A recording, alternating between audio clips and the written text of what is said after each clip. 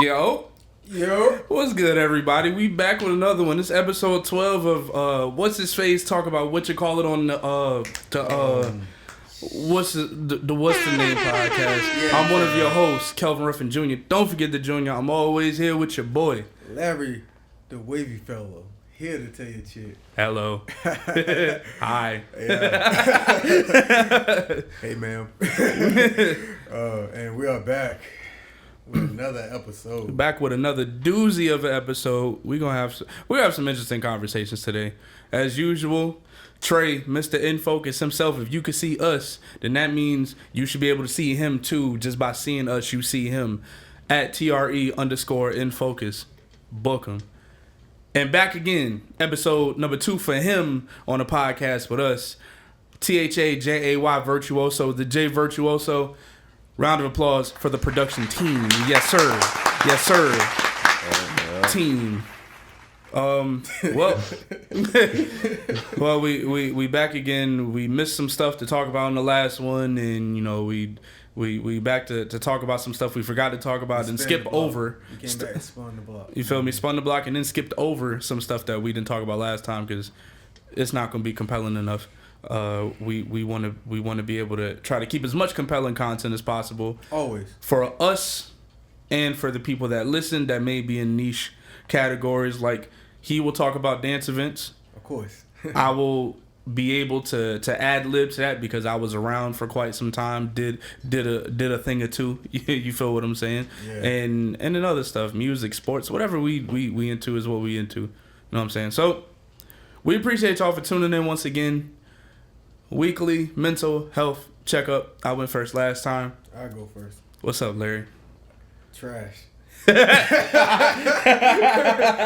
garbage. Damn. That joke is dumpster in the ocean sewers. Do you care to share or what's understood don't need to be spoken? I mean, hey, one thing I gotta say is life happens, man.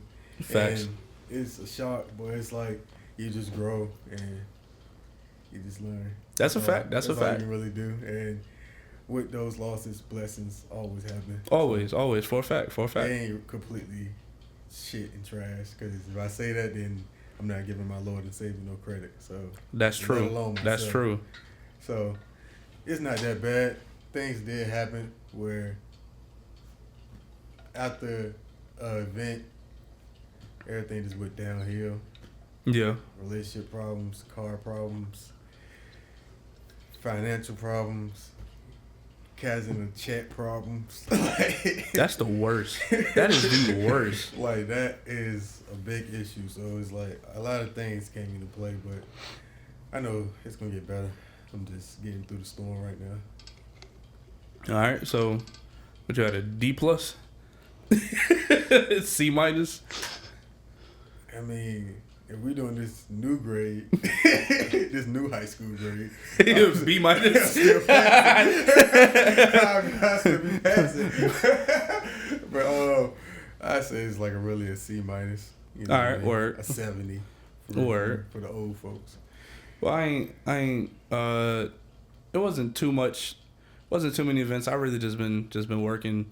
First work week back off the birthday, so 5 days straight going back to work. You feel heavy going back to work, yo. Your bones, muscles, tissues, everything just feel 10 pounds heavier going back to work. And it's not even because I ate good on that vacay. I really didn't, for real. Like, I was there chilling. And then that wasn't my pay week. So I really wanted to hear balling, for real. It was pretty chill, though. I mean, I think the highlight of my weekend was probably shooting that episode from last week. That was the highlight of my birthday weekend, for real. And yeah, it really ain't been much going on. Just been watching sports, watching football, watching college football, somewhat keeping up with the news cycle. Because, I mean, we kind of keep up with the news cycle and we kind of don't. We be kind of BSing with it. But for the stuff that needs to be kept up, we be on it. But other than that, I say, being that it wasn't nothing bad, therapy always helps. You know what I'm saying? I kind of that boosts me up like half a grade. So if I'm at a B-, therapy could put me at a B+ just for that specific day. Okay. And it got a good lasting effect. I'm learning how to, like, spread that out through the week rather than trying to concentrate everything into that one day. So apply the lessons over, type deal. So I would say I'm probably at a solid B right now. Good 85 right now. Okay. Solid B. Okay. Good progress report. Yeah, for sure, for sure. Well. Anybody else? Anybody? Going once. Going twice. All right. Sold. We're getting into the episode. But how was everybody's week, though? How was everybody's week? Jay, what was you up to over the weekend, man? Or over the week, actually? We see y'all live, so that's good. Man, I was just with my daughter this weekend. I wasn't really doing nothing too crazy for real. Word. Yeah. Good dad. No deadbeats on this side. Feel me? I already know. Yeah. Tre don't do too much talking. Kind of like Jay said last episode, Tre really don't do too much talking. Unless it's certain topics, you know what I'm saying? He might talk, he might not. Okay. Oh. This nigga always trying to call me out. Ain't nobody calling you out, this man. Boy talk. We paying respects, man. But I'm just trying to give him the top-notch film right here. So. Oh, yeah, of course. My week has been all right. I'm out here in the streets shooting every day, so. Shooting every day with the switch. Book him. Book them, like all about the Benjamins. Book them. But all right, so I guess we could hop straight into that first topic. Yeah. So Diddy turned himself in. That was funny. Clap it up. Hey, this is a weird conversation. Y'all gotta slide your hands for the baby oil. Absolutely not. That's the crazy part about it, bro. Like, I didn't imagine they would find that, but then it's like it makes sense. He is a freaky ass guy. Yeah, he a fan. a freak boy. He a fan. He been a fan, bro. But I was saying to somebody, like, I want to say a few days ago, I said, R. Kelly got it worse, though. Because they got R. Kelly right after the interview. That's a fact. It would be technical, but with Diddy, he said, yeah, I was in a dark place when I was fucked up. When I hit Cassidy, you know what I'm saying? And I apologize. I take a full accountability and disappeared. And he didn't take full accountability. All he did was he went online and said, y'all gonna stop accusing me of shit I ain't do. I'm innocent. Y'all gonna get y'all's. And then the video dropped. I was fucked up. Bro, what? The funny part about that what? It's like, yo, I think he'd be too messed up because he running from the fact that he did all of that, bro. Like, it's all them awesome. Drugs that they said they was having in them joints. All them setups he did against people, bro. Like, man, it's crazy. Like, that karma was ridiculous. Like, do you put any stock into he really might not remember all the fucked up shit he done did? Yeah, because why he got videotapes of it? Honestly, I'll be real, right? I think either that or is he just want to watch it. Well, that too. I think he got a freak bull. I think he got a spank bank of mad stuff that he didn't did over time. But also, I think in his mind, he probably felt that holding on to those tapes was a way of holding on to innocence, based off of saying everything I got here is documented. So if y'all think X, Y, and Z, I got the tapes right here, as well as a defense mechanism of if you acting up, now I got you doing on this VHS translate time CD-ROM translate time USB flash drive. I got you doing Yamin with Yamin in here. This is New Jack City on like a different scale, bro. On freaky steroids. Facts, bro. On pink kryptonite. For real. That's really what it's on. I'm going down. The whole operation going down. Yeah. And he about to, well, of course, I mean, he gonna fight it in court, but I mean, confidently pleading innocent, he turned himself in. He gonna have a Nino Brown situation. Watch. If he make it. Yeah. I ain't gonna hold you. I ain't gonna lie. The fact that they denied him bail, and it was either 15 or 50 million. It was one of those two. They denied it when he offered to pay it and said, nah, you gonna sit here. He up in Brooklyn somewhere just sitting. Oh, he in Brooklyn? Oh, he ain't getting out. Yeah, he in Brooklyn. He is not getting out. He up in That's Brooklyn. why. He up somewhere sitting, and it's like they didn't take 7 figures up out of my pockets. I had it in assets to be able to give to y'all, so I could at least just make it to my trial. No, keep your freaky ass on this concrete bench right here. We don't need you outside nowhere terrorizing nobody else. They done turned in his passport, his mama passport, his kids' passports. Because I seen that his sons turned in their passport, so I didn't know his mom passport got turned in. That's crazy. Bro. They had his mom on video that was trending looking freaky. Right? The only one that did was Quincy, right? But that's not his actual son. I didn't know he had a son named Quincy. I ain't gonna lie to you. What? I didn't know. I don't know all his kids' name. Honestly, the only one I know is King. The one he adopted, basically. I damn sure don't know who he is now. That's why. That just eliminated that totally. I know King Combs because he be rapping. That's on. And the nigga look just like him. That's why. He do. he is to him what Shador is to Dion. Like he really looked like his pops for real. That joint is crazy. Hey, bro. Didn't he play him in a TV show or something? He played his dad in one of them street TV shows that's ass, but everybody say it's good. I don't know, bro. I just seen this nigga try wings. And he said, "No, I love his wings." mad side missions. Like facts, bro. He tried to be like Snoop Dogg out here. But back on the topic. I mean, is there really that many thoughts on this? He turned himself in. There was some sick shit. They found baby oil and dildos and. Hey, bro. I mean, all these stories is true. Everybody was saying certain people was crazy. They were saying I was crazy as well for like all my conspiracy theories and shit. And I'm like, that's one of them, you know. Sometimes conspiracy theories don't be theories. For real. Like, they came up with the term just to throw people off anyway from the For truth. sure. So.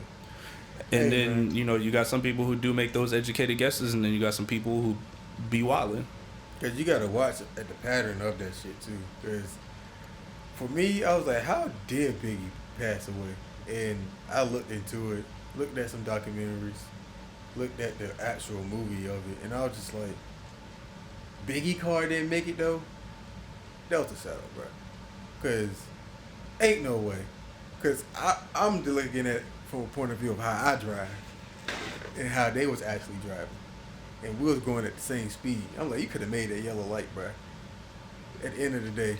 Well, and also I was looking at it from. And he won't supposed to sit in that seat. And yeah, and also I was looking at it from the point of the beef.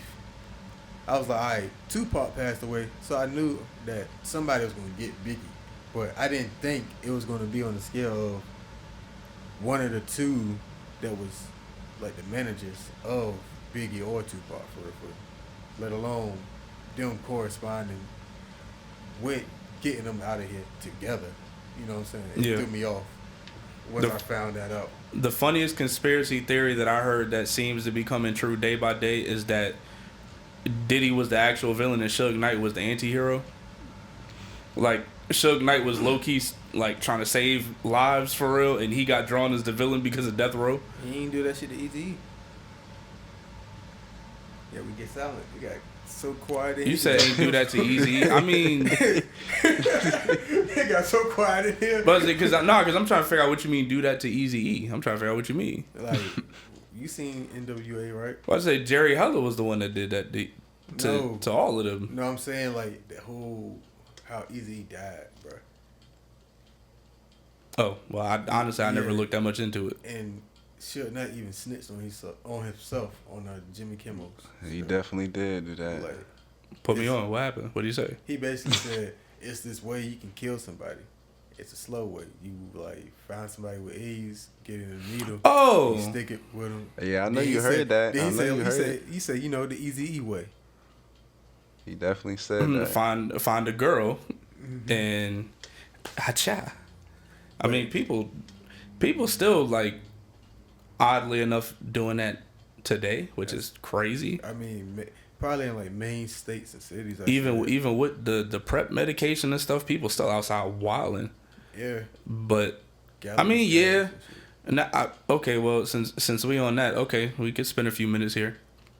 Do any of y'all think Tupac and Biggie was gay? Yeah.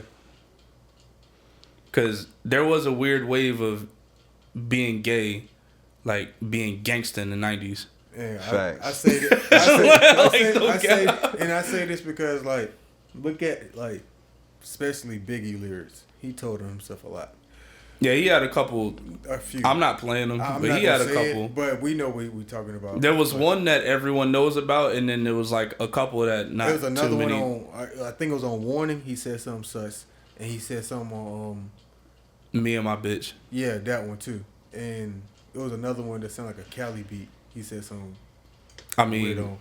But, I want to play it. Don't play it. Do not play it. But with Tupac, he more so had the flamboyant thug look, right? And then he played too much into that. Once he took a picture, butt ball naked and nothing but gold in the bathtub. He was naked. Well, And- he was. And here's the rest of this. They had actual grown ass men putting jewelry on this man while he was naked. So he was comfortable with doing that. I could explain that. You can't explain that. I could. You can't explain that, brother. Honestly, for one, he grew up in multiple environments. He But he born was- in New York. But he was he actually from Baltimore. That's crazy. But crazy. Technically from both, but like yeah. But he was a performing arts kid growing up. Like when you grow up in the performance arts background, I went to Salem, which was a performance arts school. Yep. The stuff that you see the performance arts kids do, say, their mannerisms, so on and so forth. If you look at somebody being draped in gold in a bathtub, me and Gabe could probably name 4 people off the top of our head that probably would have did that shit at Salem. And I No can matter also- who isn't. And then turn around and I can fuck also somebody say- bitch. I can also say the same for people at ODU. Oh yeah, they are ODU too. And in certain adolescents, like 18, like what people was doing at 16, 17, 18 back then, like they're doing at 15 now. So what Pac was doing, probably because he passed away at, what was he, 25 when he passed away? 26. Yep. What he was doing when he was 23, 24 years old. He was getting prepped for that. Well, he was already prepped for Yeah, it. and him already being a performance arts kid, going to high school at a performance arts school, I could see that. But that also goes into show what I was saying a few episodes ago about what they do to these artists to get them at a status For to sure. be Most known definitely. and everything. For you to get humiliated as a man or as a woman, it's showing that they are degrading you because they know they can degrade you and manipulate you and use that as personal gain for them just so you can get bits and pieces off of the money and jewelry and promotions and exposure you are getting. But at the end of the day, you're a slave to them. Point blank. You're a modern day slave. Do you think Pac was somebody who signed up for it or got tricked into it? I say both because I feel like he probably got a different outlook of I can sell my soul to help the people, but he didn't know that he wasn't essentially helping the people fully. He had ways of saying, like, just like how Kanye or Kendrick or even Cole have subliminals of like, yeah, they might be a part of it, but they're telling people don't be a part of it type shit. That's what I see as him trying to get the message out of telling people not to go down this path. But the fact that he chose that path and he later saw what it really was, that's why I feel like he was tricked. You know, I just think he saw it as like, all right, this is a brotherhood type thing. But later on, it became him doing things that's probably was against his personal morals or within his personal morals, but to the extreme. And once he didn't want to do that one thing was have sex with Quincy Jones or some shit like that, he got hit. You know what I mean? That's also a thing about that because he was going with his daughter at the time too. Yeah, a lot of damn. I'm sorry, people. That's my alarm for like outside For conspiracies. outside life, bro. Like, Phone was like, hey. So as soon as you said Quincy Jones, hey. that's But real. I mean, I wish these people could have lived, past a certain time so we could hear their stories and the things that they went through in order to get to where they was. Because I think, of all people, I think Biggie probably would have had the most. Biggie's story would have been crazy because everything that he was doing off to the side was to venture away from Bad Boy. So even him coming up with Junior Mafia and him molding the artist a certain way, it seemed like he took everything that he learned from Puff and was applying it to his artist, but without the bullshit. So like him even telling certain artists, go over here, don't go over there. You come work with me over here. I'm gonna help you establish yourself, do this, that, and the third. If he's seen what Puff was doing, if he has been doing this since Howard days, if he's been on this type of time since then, Biggie being the one where it's like, all right, I see what's going on. I'm from Brooklyn. I've been in the street. Let me figure out how to maneuver around this and get my people on. It just seems like everyone who's had an exit strategy that was in that sort of lane or vein was, they not here no more. And the crazy part about that too, I feel like the reason why, to piggyback off that, basically, I agree because from what I seen in the documentaries and the movie, especially that one part in the movie where he was like, I got to call Pop, and he was like, no, I don't talk to him. Mm-hmm. I feel like if he would have had the conversation with Pop, they would have had a conversation on some shit where they would have realized they are getting played against each other in a way. Because the time frame of the beef versus the time frame of certain songs don't add up to the actual beef. Oh yeah, for sure, for sure. Definitely. Even that Who Shot Your shit, niggas shaping that shit to be a diss record is... When it came out months before that incident happened in the hotel. Yeah. You know what I'm saying? Now, Tupac's diss was actually towards... Oh yeah, for sure. You know what I'm saying? We seen the video and all. So it's just like, with that, I feel like Tupac was already manipulated to a point where he felt like Biggie was with Diddy on some shit where Diddy was trying to get him killed. And I feel like Pac sensed that, but Biggie didn't know that because Biggie was more like, bro, what happened type shit. And also, Biggie was just letting him know, like, the people you hanging around with not cool as well on Pac end. So they were seeing it on both sides. And I feel like the fact they are where they from and who they with, it distracted them from seeing the truth and being able to get out of it before they passed away. I think Pac... This all, to me, stands from being just a victim of the times. Because during the 90s and late 80s, early 90s, the things that would fly during those time periods... Because even the question being presented, is... Could Tupac and Biggie have been gay, or I think I heard Joe Budden, he had a theory where like they were bisexual or whatever. Hearing something like that is like, if that's a theory, we got to think about the time period that people came from, and there was a lot of questionable things done and said. But the difference is everybody ain't have a camera phone, so you wasn't facing the kind of judgment of somebody from a totally different culture not understanding lingo or anything else like that here. I'm going to say this one thing right here and just let it be known. Since we on the topic of that, this nigga Diddy literally had a grown-ass man give him head in his office while his secretary, that's a woman, was in the other room hearing all of that. And then once she walked in and saw what was going on, Diddy said to her, it's all about power.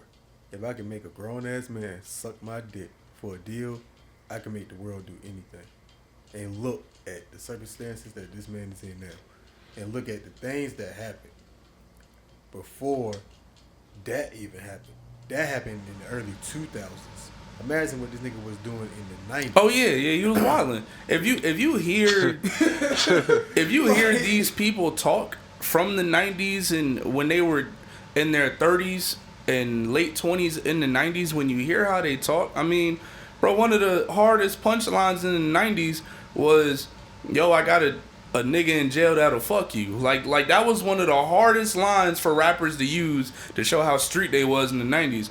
And it's like, I don't know why that's gangster, but like, I mean, I guess I really can't like beef with you now because that's the first thing on your mind. Like, like, and you know what I'm saying? But what, like, everyone's thought process and how they were manipulated was based off of what they seen. So whatever he seen in them offices when he was, you know, interning at labels and all the others, whatever he seen from there validated whatever he felt his vision could be, because then there's people that buy into the BS that somebody's selling. And look at it now. And now I just happen to be a billionaire buying into it. So now whatever it was at ground level, it's now backed by at least $700 million. So you can't tell me nothing about anything I'm doing being wrong and not working.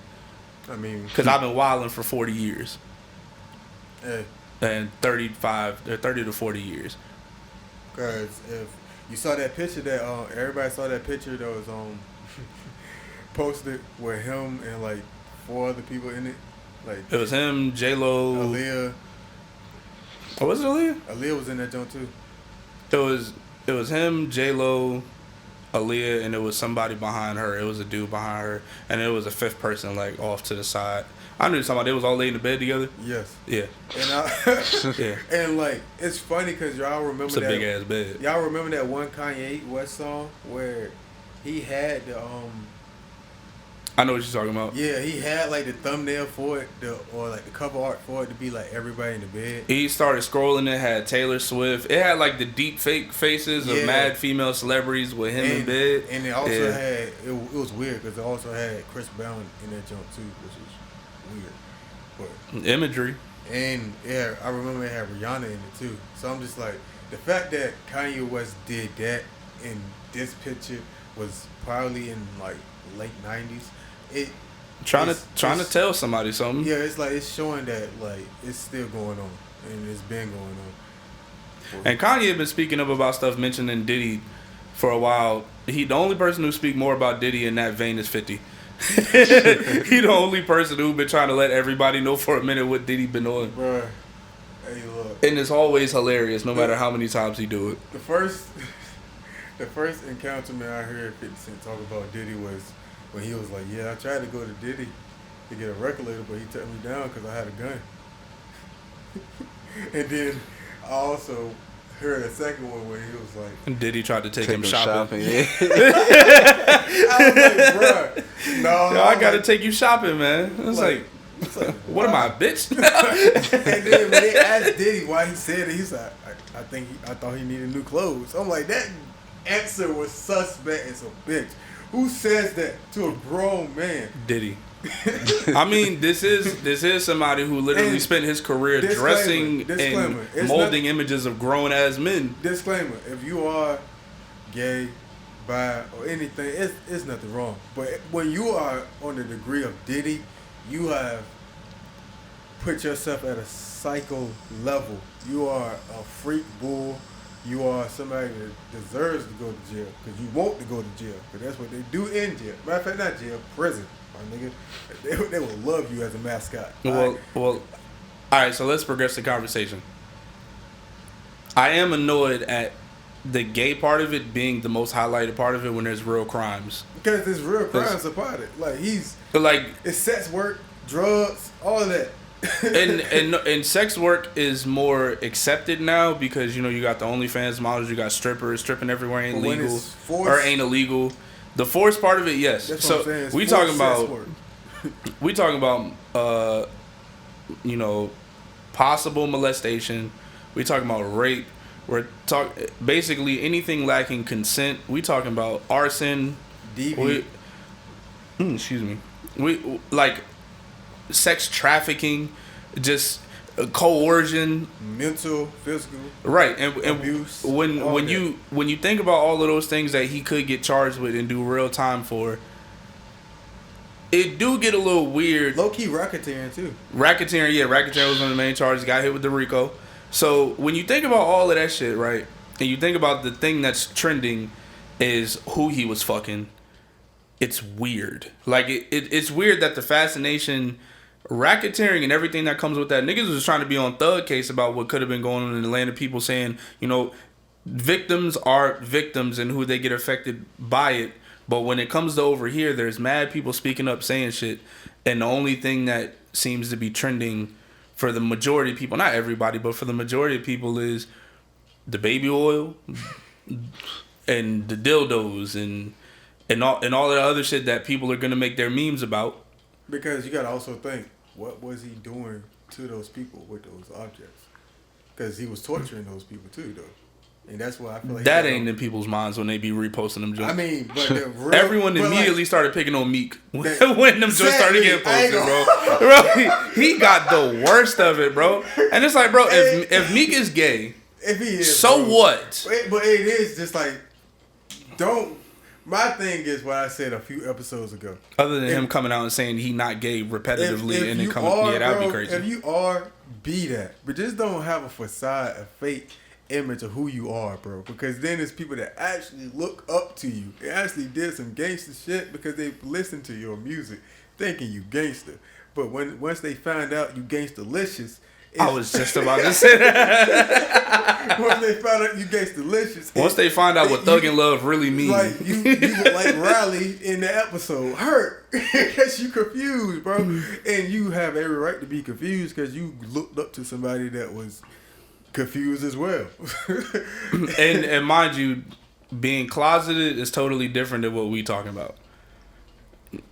Putting totally on different. A total facade and trying to play the game of I'm super this and I'm super that while trying to placate behind being there. Well, there's levels to being closeted because you actually trying to figure out who you are. Right, that's right. different. You know what I mean? Instead of trying to pretend you're somebody you're not. Yeah, versus you already know who you are. You're just trying to make sure the whole world don't find out. For a fact. Because you don't want your image to get fucked up. Well, I don't think the gay portion was as important as the internet tried to make it. I just think we repetitively expose our homophobia every time topics like this comes up as a society, because it's like, why if it is yo sleep with whoever you want to sleep with, why is that the focus rather than because he was raping? Like, because niggas was hurt. Nigga, I'm trying to tell you what I just said. Niggas are hurt by that, bro. Nobody wanted to see take that like that. No For more. real. Who was that much of a fan of Diddy? Bro, a lot of J. Cole was apparently. J. Cole was. Well, he fought Diddy, so he should have known what was up. I know. J. Cole also apologized, so we're not taking his word right now. J. Cole fought Diddy because Diddy came at Kendrick.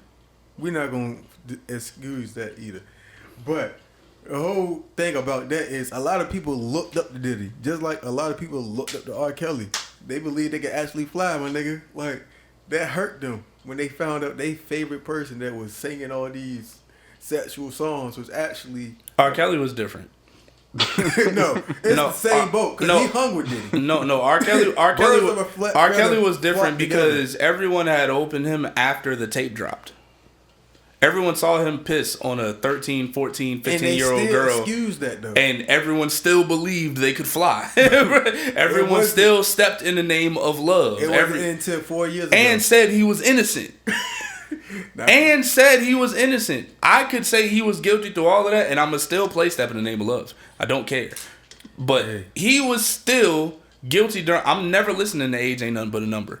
But everyone heard that and was like, this is art. That he made with her, I can't listen to the same. Yeah, and I think Aaliyah's debut album, he wrote the majority of it. So all of the best hits that we love Aaliyah for probably penned by R. Kelly. It don't hit the same. Just listen to anything she did with Timbaland. You good. He wrote that too. Did he? Yes, bro. Damn. R. Kelly, and the reason why I say it's different is because R. Kelly has had one of the most prominent pens in R&B ever, bro. Fuck. Well, I know who else was in that picture now.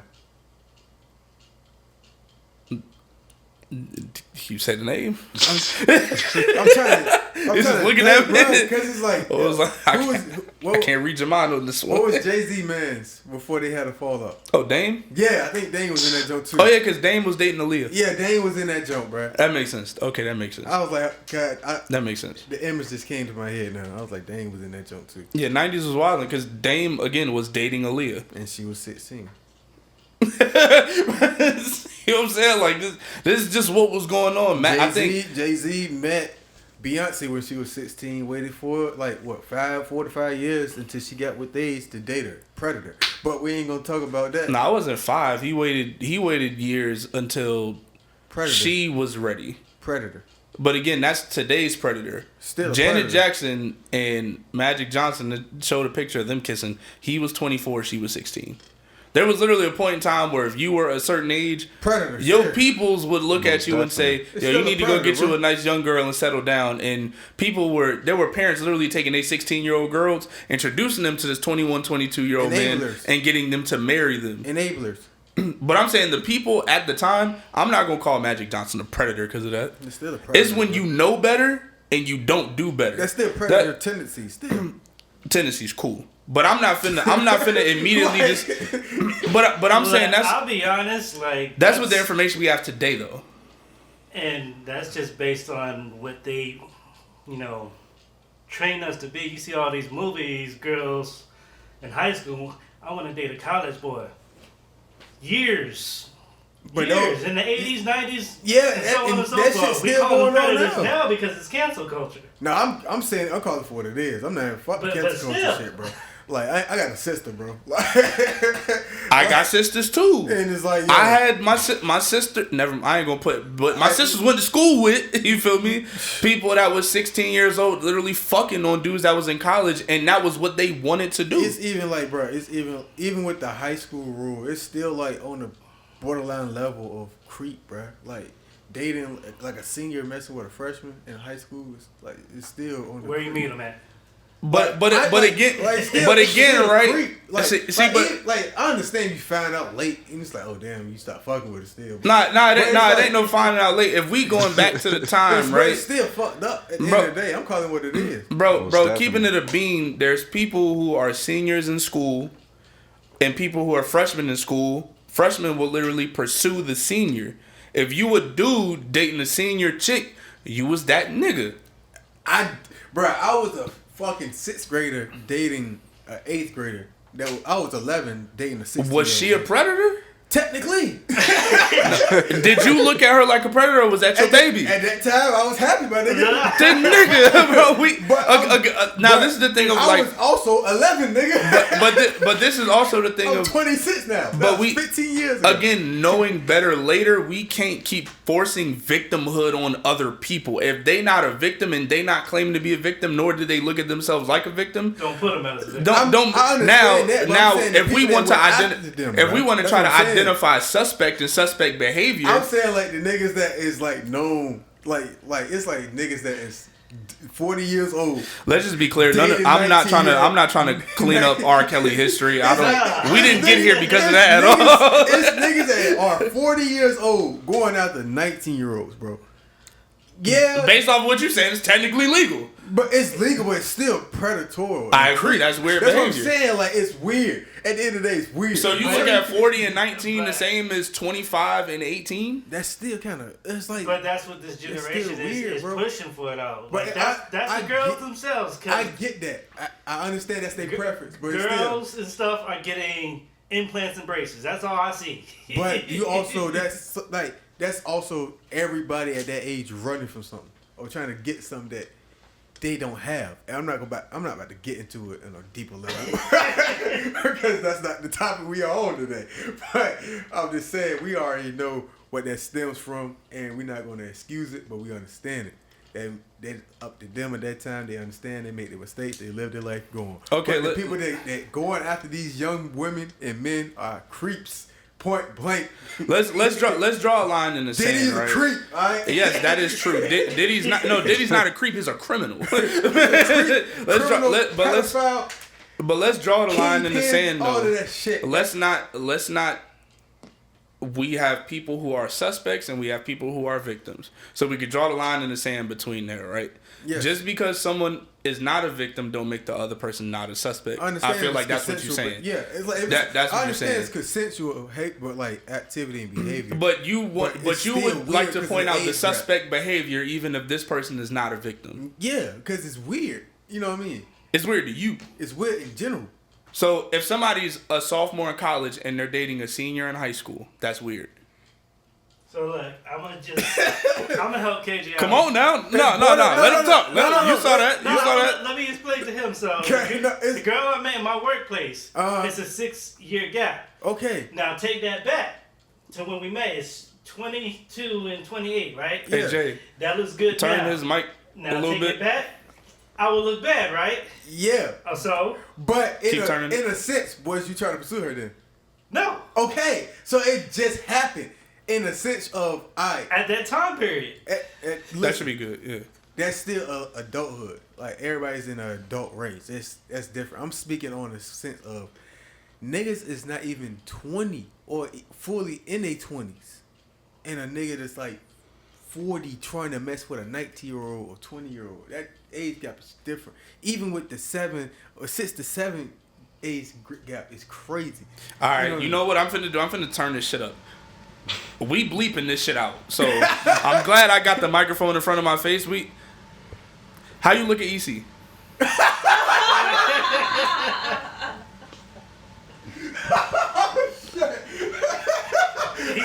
said microphone drop.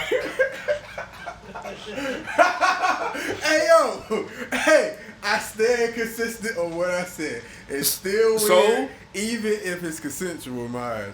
Everybody got their own choice. Now say the word. Say it. Say the word. It's still creepy behavior. A decent too? Hey, bro. No. I said what I said. Again, and this bleep, right? This is bleeped. Yes. All right. So what's that step? I'll bleep it myself. I'll make sure it's bleeped. But listen, like I said, bro, it's weird because if it's like on some shit where you're grooming them, it's weird. But if it's on some shit where it happened at a decent age and y'all already established, y'all mind fully established, it's okay. But I'm looking at it from a standpoint of, one, R. Kelly and Diddy was obviously... Those are criminals. Like, that's what I'm saying. Those are niggas criminals, was yes. obviously in their 20s messing with 16, 15-year-olds, even 13-year-olds. That's weird behavior because that age gap is weird. Now, if it was more so they was in their 30s messing with 20, 24-year-olds, yeah, it'd be weird, but it'd be more understandable because at least they got a more of a say and an understanding of what's going on. Now, if they don't have an understanding of what's going on, they're being fully taken advantage of and groomed in the way that they don't understand. Hence, they are predators. That's what I'm saying. So where do we start to draw lines in the words having as much power as they do? Because I think fair point, weird is weird, but weird may not equal predator. Yeah, I say weird don't equals predator, but weird because equals, like 22 and 17 to me is weird. That's wild. To me, it's weird because we talking about. They ain't weird, nigga. That's wild. No, but I'm saying weird because if you think about it anywhere else, and technically just about in almost every state. Hold on, are we back? That 17-year-old can consent. Are we back? Yeah. Okay, we back. Okay. Now we could bleep. I mean, I'm a bleep. We ain't cutting shit out. I'm gonna just bleep names. But when you 17, right? Think about it. Someone 17, licensed, car, job, making their own money. Some people is getting emancipated. Sometimes they got their own place to stay because of whatever situations be going on at home. And they might come across somebody in the workplace. Might be 21, 22 years old. And I'll even knock it down to 21. 21 and 17. That's a 4-year gap. That person could be considered weird because you know she's 17. But I'm not going to call the nigga predator, especially if maybe Shorty might initiate. Shorty knows what she wants for her body, and she's at a consenting age. I can't call him a predator. I call him weird, though. Yeah, that's what I'm saying. It's like, that's why I agree. It's it's the same level as Creep, but not on the extreme of a Predator. That's what I'm saying. But I was saying the R. Kelly shit was different because I was saying R. Kelly shit was different because everyone knew and seen it and was listening to the music and was hearing Predator shit. And was still like rooting for the nigga's innocence. even that was the wild. You hear with some of his songs, he say, bro, he say some weird bro, but shit. Nobody's defending Diddy. Everybody like, yep, lock that nigga up. Like, I ain't gonna lie, it was a couple people defending Diddy, bro. I've seen so many people rejoicing. Like it's more rejoicing than the people that were way more. R. Kelly was getting love after his piss tape dropped. Like a handful. It was a handful of people that was fucking with Diddy, thinking that Diddy didn't do it. I say it was his sons because they. Yeah, that was that's about what I'm it. saying. That was about it. Was really his sons. After that Cassie video dropped, that Cassie video did what that piss video should have did. Basically. No bullshit. I ain't gonna lie. Now, roles was reversed. Do you feel if that Cassidy shit happened during the time frame, I want to say, if that joint would have dropped 2010, do you think it would have had the same impact now? Like 2010, 2012? No, because I don't think it would be as much at stake. Like, after 2010, we talking about Ciroc is created. We talk about him actually hitting his billionaire mark in the 2010s. I think the impact still hits because of who he is. He would still be regarded as an icon in hip hop and in being black in general. He was a black icon. I mean, we still talking after Sean John and all the other shit.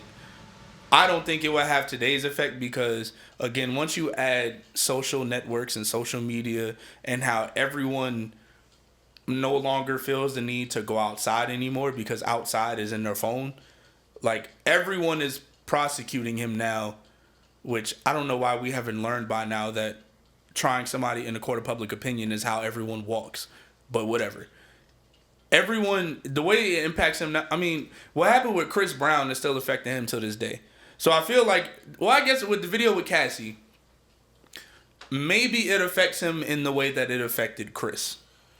But Diddy was a bit more established, so therefore I don't think it would affect him the way that it affected Chris.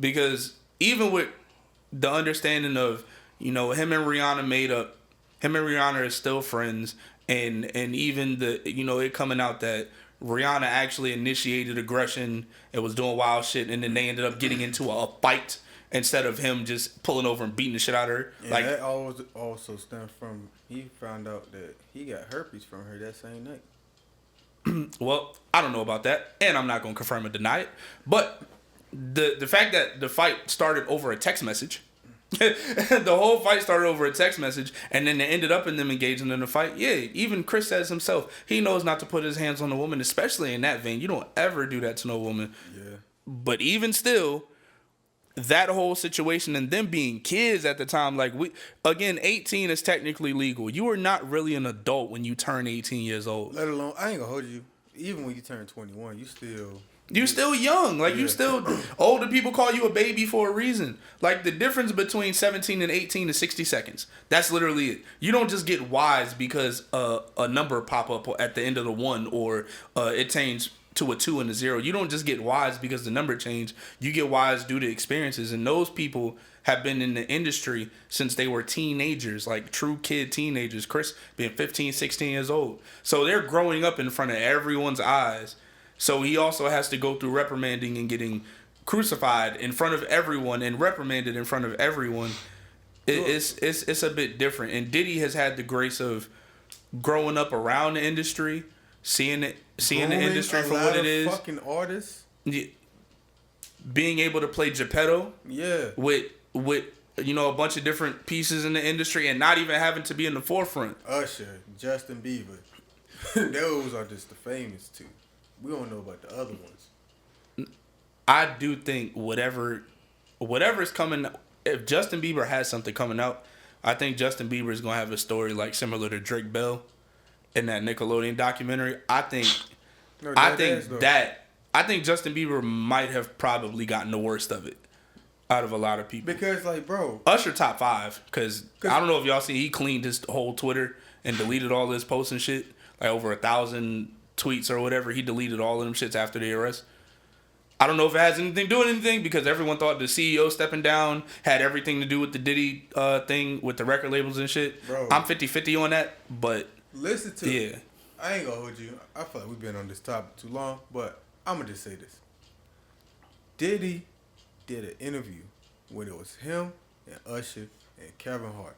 These niggas said they used to fight over the Frosty Flakes. Yeah, if you saw Kevin Hart's face when he said, and the way Kevin was like, "What is he talking about?" I'm like, what? I'm like, first off, Diddy, aren't you older than this nigga at that time? He was a legal guardian of Usher at one point in time. Yeah. Oh wait, no. Usher was Justin Bieber's legal guardian. That's what it was. Yeah, so it's just like for Diddy to go through that with Usher, and then for Usher to give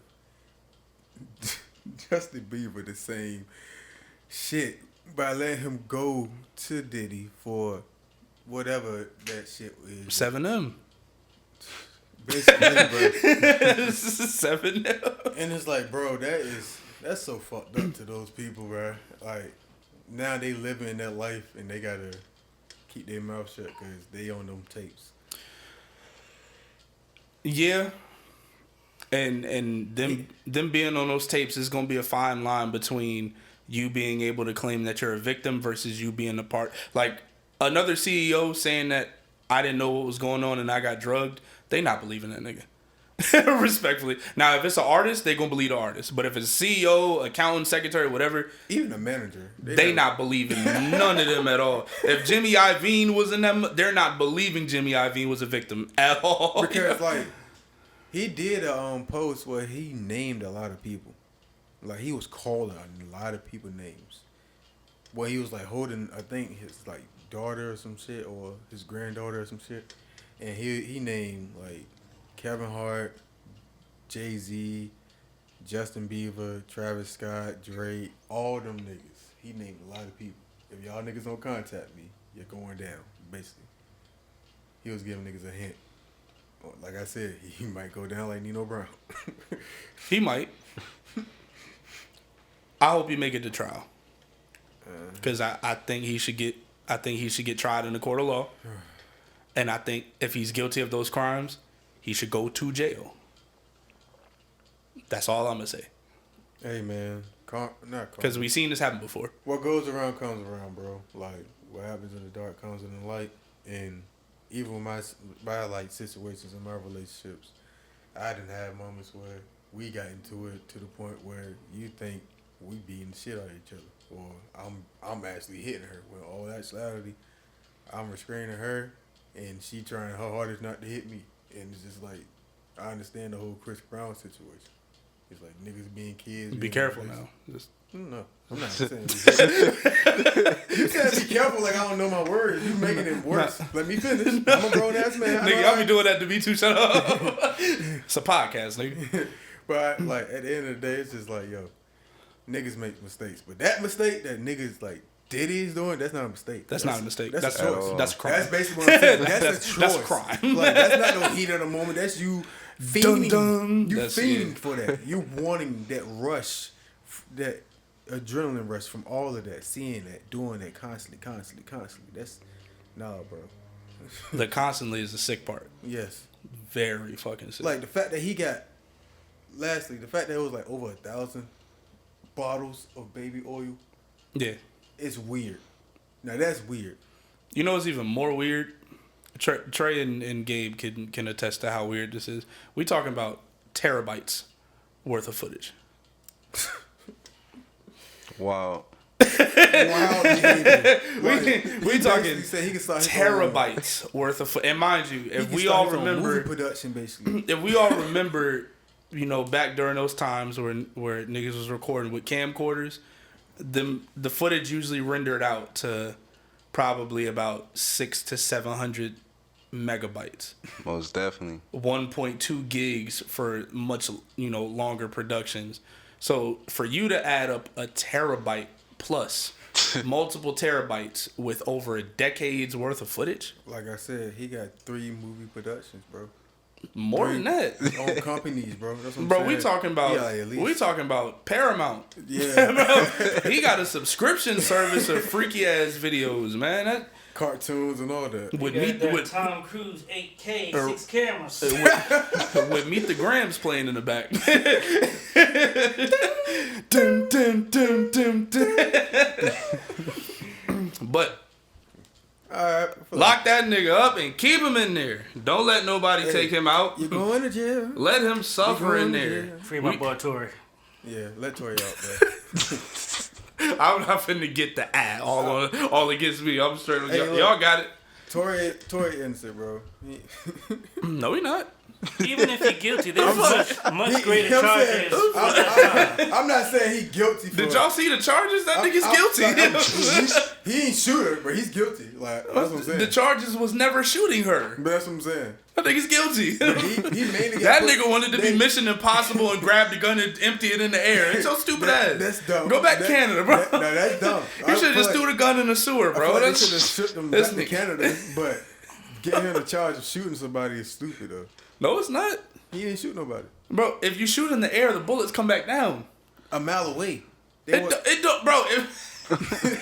do you know there are people who really have died from getting hit in the top of the head with bullets that got shot in the air? Yes, I do realize that. Then if he shot in the air, his dumb ass need to be in jail. But was any record that anybody died? Do it matter? Yes, it does. If I shoot at you and I miss, I deserve to be in jail, nigga. What the fuck? What are we talking about? My only issue is that there are people who tried to kill people who have shot people and they got less time. That's like Alex Baldwin, like Alex Baldwin had a fake real gun and shot somebody on set and killed him. He got a foot and got years. Like, come on now. He didn't shoot her foot, dog. Honestly, the thing dance, bitch. What's egregious? Which was fucked up. And of course he never said that. That shit sounds crazy. But what's egregious? No, her friend said that. We'll get to that another time. But what's real egregious was the marketing campaign that went behind trying to get everyone to make it look like he shot her, knowing that the charge had nothing to do with him shooting her because they couldn't prove that, nor could she prove that. So everyone was okay with the smear campaign, but yeah, I didn't like that part of it. But yeah, the nigga deserved to be in jail. You can't just start shooting in the air in a place that has just as strict gun laws as in New York, and it's not your gun. Say I'd give him 2 years. Man, I'd 4. Give him 4. And you're not a citizen here, nigga. What? Bro, what? Ship him back to Canada then. Give him a year. Just ship him back to Canada. Don't keep him here. but now we gotta make an example out of you. Why you here with your toupee off like that? I don't need to see that, bro. Why are you putting yourself in a position to be made an example of? Like, bro. That's my biggest thing with that. Don't put yourself in a position. I bet if he would have sold his to do the first prison album. I bet if that shit gonna be fire too. You heard that first joint he dropped? I heard all of them. I bet that shit was fire, bro. I ain't gonna hold you. I bet if he would have sold his rights over to Jay-Z, he wouldn't been in jail. No, he wouldn't be canceled. No, he would be in jail. No, he wouldn't. Yes, he would. No, he wouldn't. He even said that, bro. They said about Rock Nation being on Meg's side. I got you. That was the smear campaign. Him being in jail, California is not letting him go when they have a chance to make an example out of somebody. California and New York are two of the places where they're waiting to make an example out of one of you tourist niggas who come from out of town to try to do that. Chicago. So you're saying they're waiting for Drake? But next time, you notice Drake is a citizen in Texas and not California. He went and got his citizenship. Well, not citizenship. He went and got a Houston, Texas ID. He sold the house in Calabasas. You know, that's smart as fuck. You want to know why? He can shoot the fuck at anybody. Shoot anybody up. Shoot yeah, in Texas. And Atlanta, too. Well, he's protected in Texas. I can shoot anybody up in Atlanta. That's what he's saying. I mean, anybody in the South. Now, you go to Ohio, you go to Texas. Richmond, Virginia. Richmond, Virginia. Norfolk, Virginia. Suffolk, Virginia. Westfolk, Virginia. You go anywhere in Virginia, they got not anywhere. Not in Franklin. You get caught like that. Well, it's open carry. What you talking about? Not in Franklin. Yes, it is. In Virginia, it's open carry, but you kill somebody, they gonna go. Oh, you talking about that? Well, nigga, obvious. Yeah, I'm saying talking about real criminals. I'm saying that like in Richmond and shit, you can at least kill somebody. It take a while for them to find you. Depends on how bad they want you. Yeah, that too. Because Virginia is a place where our laws.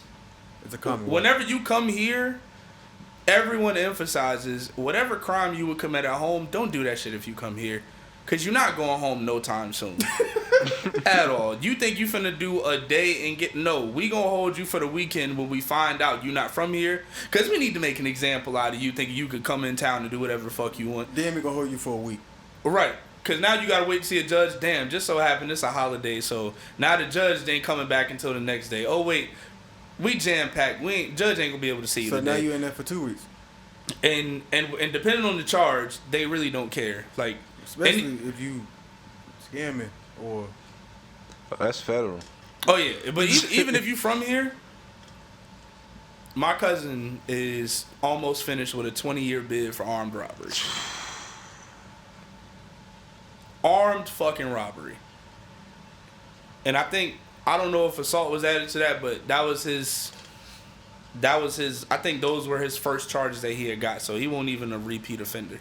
You get life for that. We talking 20 years for armed robbery. And that was his first. And you could get killed somewhere else and do 10. And that was his first offense. Like I said. And then they added shit on like he was in the gang and all this other shit. Enhancements. Yep. We're Commonwealth. They'll throw the extra time at you for whatever they feel like doing. But then they got predators here who will do 2 years. That's like that almost every state. That's weird. Just saying, people be getting shot and killed purposely in other places. They get a 10 piece. The only way they get predators and like molesters and rapists is if they killing their own victims. That's the only way they add it on. or if it's like they have evidence of you doing it like to a good amount of people. Like if you have one victim, they gonna say, oh yeah, we gonna give you 10 to 15, but you get out in 5 for good behavior. Like. Nah, that's stupid. With parole, like what? But 20 years, my cousin wasn't able to get out early because of whatever laws had changed due to passing the power. And now, if you are convicted of aggressive crimes or whatever the case may be, you don't qualify for. Like, all right, bro, all right, whatever. Yeah, even in Virginia, you can, all right, whatever. In Virginia, you can go to jail on the weekend. What you say? What? You can go to jail on the weekend. Oh yeah, for sure. Yeah. So you just ain't gonna see no judge. You ain't gonna see no judge. Like they'll let you. No, it's a program where they'll let you do your bid like just on the weekends if you got a job or some shit. Oh yeah, you're right. I know a couple people who had to do that. Yeah. So it's like depending on who you are and what the crime is, they'll let you still be a civilian on the weekend. Say that's what you mean. Yeah, I know exactly what you're talking about. You're right. But on the weekend, you're they let you be at work, all of that shit. Mm-hmm. Go ahead and make the money. Because these fines and these court fees, hey, we need you to pay them still. We need you to pay them still. Well, speaking of that, that's kind of a good segue into more sad shit. There was a school shooting and a murder in a school. I'm grouping these to be different. I forgot the location of them, but there was one where someone shot and killed in Georgia 2 students and 2 teachers? Yeah. It said 4 dead in Georgia. Yeah, and there was more people that was wounded. Apparently the kid was sending text messages to his parents, letting them know what he was finna do. And the parents bought the guns for him, and like they ended up finding they sent the feds to him a year prior because of what was alleged was supposed to be going on. And a year later, school shooting.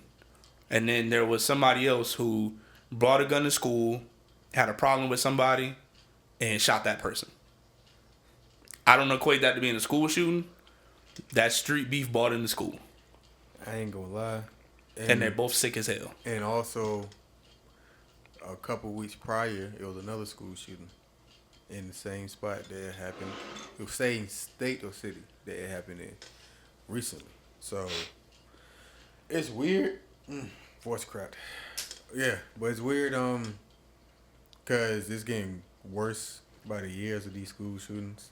Yeah. And at first you only hear like 1 or 2 maybe every other year.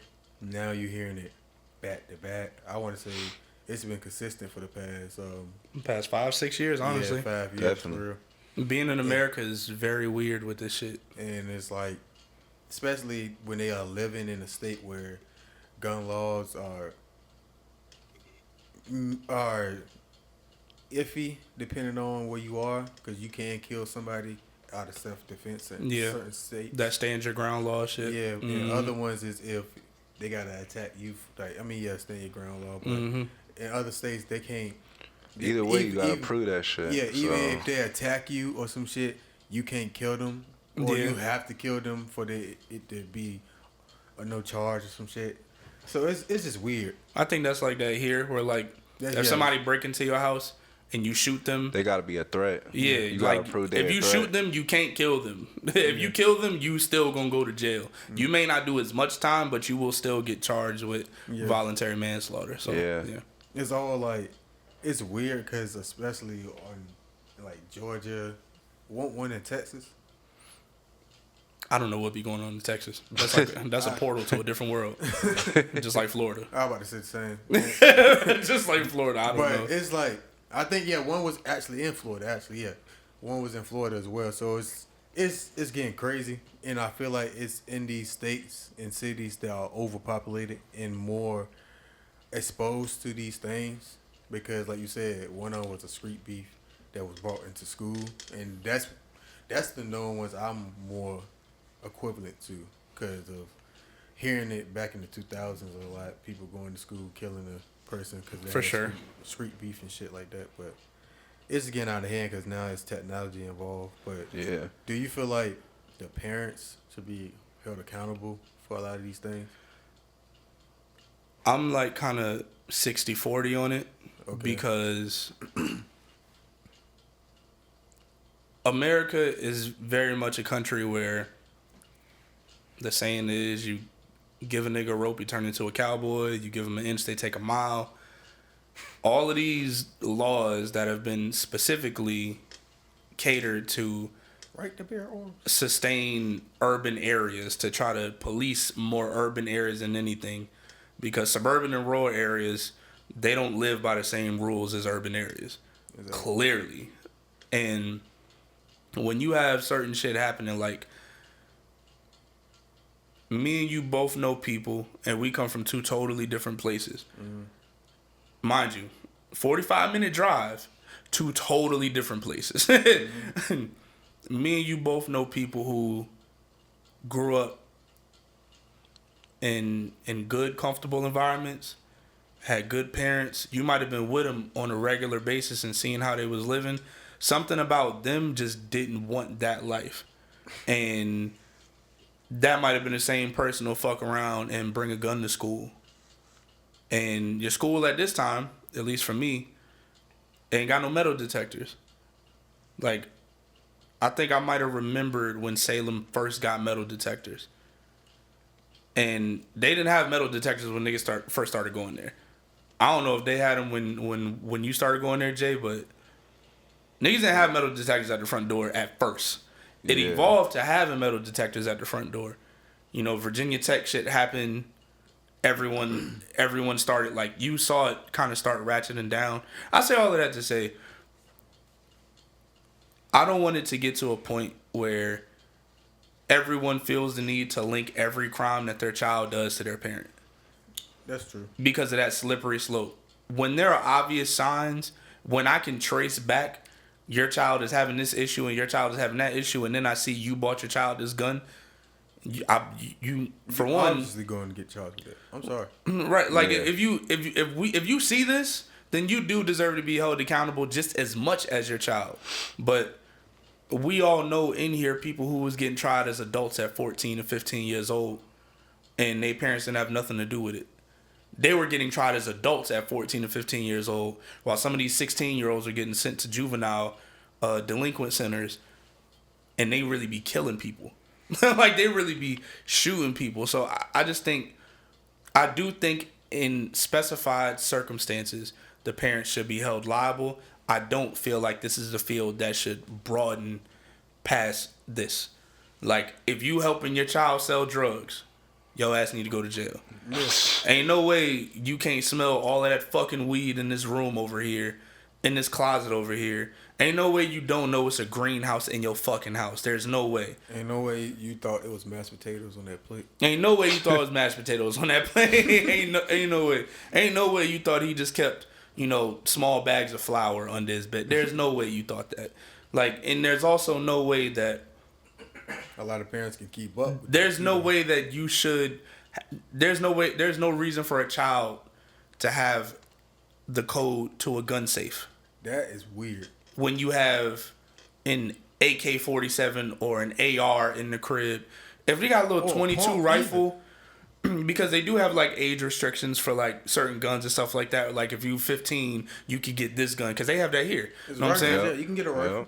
That you should have access to because you look crazy trying to sneak a rifle into school. Or a bow and arrow. I ain't gonna hold you. Excuse me. I let my child have a bow and arrow. I mean, yeah. I mean, we talking about shit that's for hunting, but if you stay in the suburbs, why you got a Glock for? If you staying in an urban area, what the fuck is you hunting? A 38 special. Why you got that for? Like and the, like pistols and handguns are illegal. I think if you under 21. So there's no reason why you should have any of these in your possession. Why you should have a key or a code to the gun safe because they got gun safes. The people who have these guns, they typically have gun safes for their very small children not get access to it. Now, for you to teach your child how to use a gun and all, I'm totally for training your child to use a gun. Because some of y'all stay in areas where it might be necessary for your child to have to know how to use a firearm. You know what I'm saying? But don't teach them to use it in things like going to school or always just using it just because. Because then you teaching them, one, not to really know how to protect themselves. You just sending them out in the wild and be like, shoot some shit up. That's all you really doing at the end of the day. And let's not blame video games and hip hop for this shit. To a certain I'm not with it no more. I give it 10%. I'm not giving it no %. I give it because these like nowadays I can understand because like a lot of these like before I wouldn't say more of for school shootings like niggas going to school and shooting for you shooting the op. We have a reserve sector of hip hop for where that needs to be addressed. That's what I'm saying. For mass shootings, the Second Amendment been around since Biggie was talking about sucking someone's dad's dick. I didn't want you. Sorry, don't care. That shit was around way, but the Second Amendment right was not for black people to begin with, and black people invented hip hop. The Second Amendment right has been used as a crutch to get a whole bunch of bullshit off for I don't know how many fucking years now. And of course, because white people like hip hop now, that's gonna get some of it. Well, you see, they're playing the Grand Theft Auto and they're listening to 21 Savage. Like, nigga, I don't want to hear none of that shit. They did the same thing with weed. They said jazz music was the reason why a lot of people wanted to smoke weed back in the day. And weed was a gateway drug to crack. I remember them saying all of that dumb shit. Yeah, and they was saying, I ain't gonna get into it. Y'all do your history, man.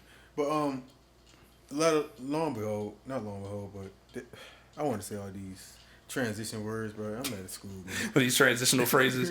But yeah, it's we're reaching a day and age now to where we're finding more and more excuses to not be accountable for maybe shit just ain't designed as well as we thought it was. And also these niggas got switches now. I ain't gonna hold you. That's crazy. And we not even talking about them niggas, the ones that shooting the schools up. And that's a crazy thing. They outside. Like, they really outside shooting shit up. Block up, not the school. You know what I'm saying? And mind you, they're both harmful. So let's be clear. Neither one of these things need to be happening. But we do see a clear delineation. But y'all are so focused on blaming Chicago for boosting murder rates and all this other shit. There's so much the highest murder rate no more. Shit. And I don't think they've had the highest murder rate in years. Philly been going crazy. St. Louis, Philly, Baltimore. Yep. Those places have had higher murder rates than Chicago consistently. But yet every time these politicians go up and want to talk about gun control and black on black crime, they immediately just blame Chicago for every fucking thing. Like, bro, do y'all see Atlanta? Do you know how big Illinois is and how small Chicago is? Like, we blaming these areas that is just one speck in a huge spectrum of problems. Like, we talk about shit that could happen in Connecticut. We talking about shit that could happen in Connecticut, shit that could happen in Texas, in North Dakota. Fuck all of these major metropolitan cities. You lost me when you said North Dakota. Bro, I'm talking about I'm just saying anywhere. Like anywhere, any of this shit. The gun laws are the gun laws are the gun laws. Second Amendment right goes for every single state. Yeah. These governing bodies just don't give a damn about putting no media over there. So if I slap a girl in New York versus slapping a girl in Montana, we know what's gonna happen in New York. The charge different. Exactly, you charge different. The charge is for sure different. And it's like the action is still the same, but it don't get looked at the same because it don't get the same attention. We live in a day and age of more of what's gonna get the attention versus what's right and what's wrong, because right and wrong seems to be much more of a difficult topic to address, but we love attention all the fucking time. I don't. I like stand to myself. If we wasn't minorities, we wouldn't have to have these conversations. I know. Yeah. It's the saddest shit in the world. But we the minorities, but we the majority, which is sweet. We ain't gonna get into that either. We never get into it. Well, let's talk about something more fun. Is everybody here afraid of marriage? Like, to an extent? All right, I'm gonna give it a buck since with my recent situation. My only fear is getting to a point where you're like deep into the relationship and the shit just die, like it goes away, and In the relationship or the marriage? both the marriage essentially, because like I don't want to be married to somebody for like 15 years and then one day they just say, yeah, I don't want to be with you anymore, I want to get a divorce. That shit gonna hurt. I ain't gonna hold you. I'm just gonna look and be like, You better bust the ugly cry. no, I'm not gonna cry. I ain't gonna lie, I'm just gonna leave. Somewhere deep down in my heart, I'm just gonna leave, bro. I still love you. I'm gonna have to just leave because, bro, like, I'm gonna say some of the most foulest shit ever. But why, though? Because it's like, you waited 15 years to decide, I don't want to be with this nigga. Two houses, a whole family, some kids. But, Is that documentation or commitment, though? I don't want to be with this nigga. That's the crazy part about it. 'Cause it's like, Because you can be in a relationship for that same amount of time, have kids in that same amount of time, you're not married. but it's like, Oh, that's Trey what on I'm my saying. side. Hey. No, that's what I'm saying. That's also what I'm saying too. That's why I said the whole relationship shit as a whole. But like I said, is it the documentation behind it? It's still weird. I think niggas have, like, you know, that one person who we all can admit to, like, knowing people or even being the person that has like an irrational fear. Like, you don't stick your foot out on the side of the bed just because of that space that's under the bed. And as a kid, you never felt just right with your foot dangling off the bed. I ain't Like, gonna hold you. I overcame that fear. I ain't gonna lie. but you had it though. Bruh, and for good reason too. Like, I ain't gonna hold you. Niggas be like, no, it was, you just had an imaginary friend. Fuck that. I was the only child until I was 6. So certain shit happened to me that I cannot explain properly on this goddamn podcast. So I just know something touched my foot when I was 6 years old. My door was locked. That was Roach. It wasn't a roach. It was a human hand. That goddamn. nigga was looking for food. It was a human hand, bro. And I just see, the bad part about it, I just seen a big ass ghost figure run back into the closet. I was like, what the fuck was that? I was hunting. That was that what's that shit called? Sleep Sleep paralysis. paralysis. That was Diddy in the corner. You don't shut your big horny ass up, bro. Always try to make it some, oh, I love you, you love me. Let's add some Diddy. Like, no. Leave the shit alone, bro. This shit is real. Don't worry, the next joke will land. That nigga heard, take that in the corner. Oh shit, he woke up. I'm mad. Why you get the soft voice? You've been practicing that probably. Fucking freak ass boy. Niggas can't whisper. That's crazy. Niggas had a whole whisper song in the 2000s. Oh my god. They turned it to the Yin Yang twins. I ain't like that. Thank you. At least that, goddamn. Mixed with Diddy. But anyway. On the serious note, people. But I think marriage is one of those things that has gotten like kind of a bad rap for shit, and I'm not saying that because of where I am now. And relationships, you know. Yeah, they've kind of gotten a bad rap to where people kind of discourage love and discourage commitment and discourage all of these things because of whatever fucked up shit they went through or seen other people go through. And we not hold on, disclaimer. If it was a fucked up or bad relationship or it was mutual, that's understandable. Okay, get the fuck out. But if it was something where somebody just left you hanging or you was putting more into the relationship, that's a different story. That's what we're talking about. You know what I'm saying? Yes, Trey. He felt that one, but like there's a loud majority, or I'll say a loud minority. There's a loud minority of people, you know, those people that say something, and then there's a bunch of people who have been waiting for someone to say something because they too coward to have their own voice, and then they want to piggyback over somebody else's voice. I yell out these cases. Excuse me. I can't marry no chick because I need to make sure she this and make sure she that, and a lot of these women don't be worth nothing anyway, and I ain't finna sign up for no divorce and get half of my shit taken away because of some Don't marry the wrong woman. No, nigga, you don't have anything. The fuck you talking about? Take half? What you gonna take half of? A couch? No, you stay in an apartment. You still paying off student loans, and you still paying for the car. That's the 2003 Civic. You done refinanced that bitch 3 times. You still owe $8,000 on 2003 Civic. No, you don't have anything of value for niggas to try to take from you in the court of law, my nigga. Like, if I start off making $25,000 a year, I get married, and then I hit $100 mil a year, and then she divorced me and take $50 mil from me.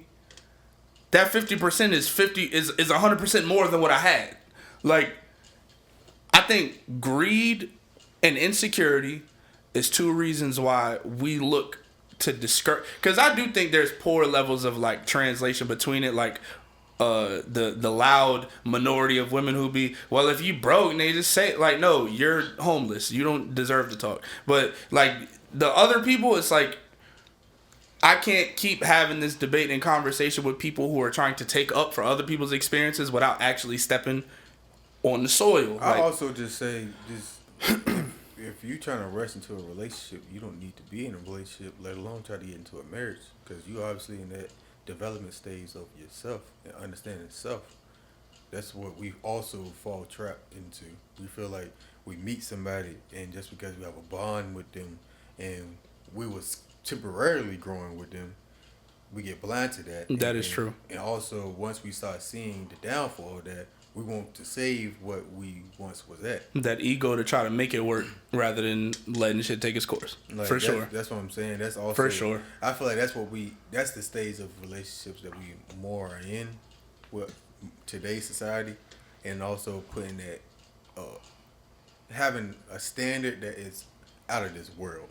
I'll spice it up more. Who you think do that more, men or women? Both. I about to say both. And that's where I think it's... Oh, y'all pussy. No, if you would have asked me this like 5 hours ago? No, 5 years. Like 5 years ago, I probably would have said women. But now, I can say both, because with all these... And I'm saying holding on for your pride's sake to try to make it work. And that's why I said... Rather than being afraid to move on. I think those are 2 different things. All right, are you saying? All right, rephrase your question. All right, so boom, you got the people. A different way. You got the people who will try to hold on to a relationship because their pride and their ego is telling them, I chose this person and I gotta make it right. Versus more of men. Versus the other person who says, I'm afraid to be alone, so I need to make this work somehow, some way. I say both of that can be men. See, that's where I feel like it's just 3 levels to the situation. There's because the start of relationships, you just finding somebody, they always have these high standards and so on and so forth. That's also true. And then the midway of being in the relationship, saying, well, I don't want to lose this, and then the marriage. So because that's why I say that. I feel like that part is the men. The last part is the men. That was your first question. Is starting up is how women and men have these standards. You can watch every episode of Pop the Balloon and say, no, and I never will. You don't meet this. You don't meet this. You're not this. You're not this. Or you don't have this. That's all going on both sides. You done seen it in that situation. That's what I'm saying. And that's content. And that's, but that's the generation. But also we exposed that. To piggyback off of that, it's also the reason why I say it's both because of the red pill, blue pill shit with men, and then all these podcasts with women as well that they have, and all these set trends that's going on and shit like that. So it's like a clash of both egos that plays into that. How many relationships have y'all ended? Me? Oh, I ended a quite few. You said, have we ended? Yeah, like have you been the one to end it? I basically just said it was over. I ain't have to say, yeah, I'm breaking up with you. Nah, but it was because of them. They were selfish in the relationship. I about to say, am I finna be the only one to say the women leave me? I was about to say it's oh, you already know the one that left me. I was about to say, God damn it, Trey. Everyone else, yeah, I was done with that. I was about to say the recent one was more mutual, but she started off the one that wanted to basically go after a certain point. But I would say a lot of my earlier relationships before college, the woman left. But once I hit college, I started leaving. You started leaving first. I had a more developed mind. I'm out. I had a more developed mind for real. And I was more conscious after the fact, so it was better for me to leave. That's why. Okay, so in the relationships that you didn't end, did you already know it was over? Yeah, yeah, I knew it was over. Okay, so that's me. Like I've only had like a few very serious relationships.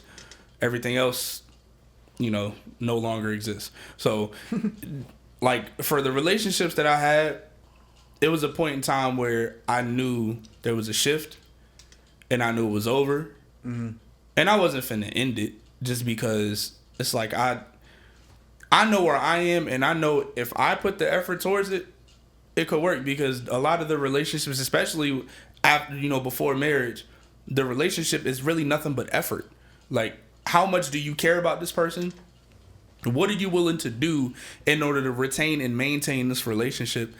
And if you're not willing to do it, then we already know where it's going to go. So I could already feel beforehand whether the relationship was going to end or not. Yeah. But I would just say I'm not going to end it, because I know if this person is going to make the effort, I'll also make the effort. But I don't want to feel like I quit. Yeah, that's why I said that was a thing for me towards the end of a relationship, especially of a dying relationship. It's mainly the man that don't want to end it or don't want to leave from it. For sure, because I feel like we as men, we do stem from certain shit, like certain abandonment issues or certain insecurities within ourselves that we don't look within until we get into a relationship. I agree with that. So, I just say we love harder. That's all. I mean, no, dead ass, but we can. At the end of the day, we can love harder. But I think we do. I'll say it in front of my wife. I think we do, and I think we love. I think we love harder in the sense of literally falling. Yeah, I get that. Like legit a free fall, lashes on the arm type deal, lashes on the back, glory tear from Denzel. You basically saying men Kunta Kinte tearing roots. We suffer in silence. This is basically saying. For the people that this applies to. I wouldn't say that clear. But I do personally feel it's more men than women of today's time. Because if we go back about 30 years, there's no competition. Women was dealing with way more shit than what women deal with now. I'd say even 10 years ago. That too. Yeah. Well, no. I'm saying that because of the time period of the whole. I'm doing everything I'm doing while my husband got a family across town type that, shit. But I'm saying it still falls in. We got to go before MySpace. I get that. But yeah, I think today the transition of the majority of people that are running into each other, everyone complains about the same shit. Being raised by and I'm only speaking for the black experience. Being raised by a toxic family, being traumatic. No. Black men being raised by a single mom and a mom. So and also, black women being raised by a single mom or a single father. At the end of the day, a single dad that don't exist in the black community. Yes, it does. Look at the camera. Well, The Office. You know what I mean? That don't exist. My pops was technically a single father for a little bit. Well, it wasn't a long time. I'm not gonna say he. I know. Years, but he did. I know a decent amount of amazing single fathers for sure in the black community, and I know a couple too. You know what I'm saying? Damn! Don't say a couple. Say like a good amount. Nigga said a couple. Then here go a bitch on Twitter. Yeah, a couple, cause only 2 of these. Like, oh, okay, shorty, all right, whatever. I'm not about to specify. Yo, trauma. Sorry. I'm not about to specify for the people. If you got trauma, go seek therapy. I ain't gonna hold you. I'm in therapy myself, so. And we're not weaponizing therapy when we say go seek therapy. Unlike a lot of these super toxic people, therapy helps. It really if you're open to it. Just because you, like, also, when you go to therapy, it don't mean you are fully healed. That means you are healing. At all. You are healing. So but, you are, like, you're going to fall back into your old habits from time to time. I'll get back to what I meant when I said that. I mean, I say it just simply because of today's time. Everything is getting more difficult, but the idea of someone being able to, I don't want to say be saved, but someone... Basically, when we talk about getting flown out and all this other shit, it's not reserved solely for one party, but there's clearly a majority when it comes to this. I'm going to put it like this, bro. I'm going to put a disclaimer for both men and women. There's nothing wrong with wanting to be spoiled by your significant other. At all. But we got to also come down to reality. It's not settling. It's not going for the bare minimum, but if your partner is doing their best at giving you what you are asking for, or let alone meeting that regular standard of a relationship, you shouldn't put more burden on. Step on that spider. You know what I mean? You shouldn't put more of a burden on the girl or the man. Grab my slide over there. Because at the end of the day, that nigga coming toward me. Ain't this if you living with a woman that's working and you ain't doing shit, you have no right. I mean, you have no right to complain about shit for it, and vice versa. Now, being mistreated, complain, of course, because you're a human being. But if you're not, right, kill the goddamn spider. Nigga, we finna turn into Spider-Man. Oh, goddamn, bro. Is that the same spider from outside? That's why he was going toward you.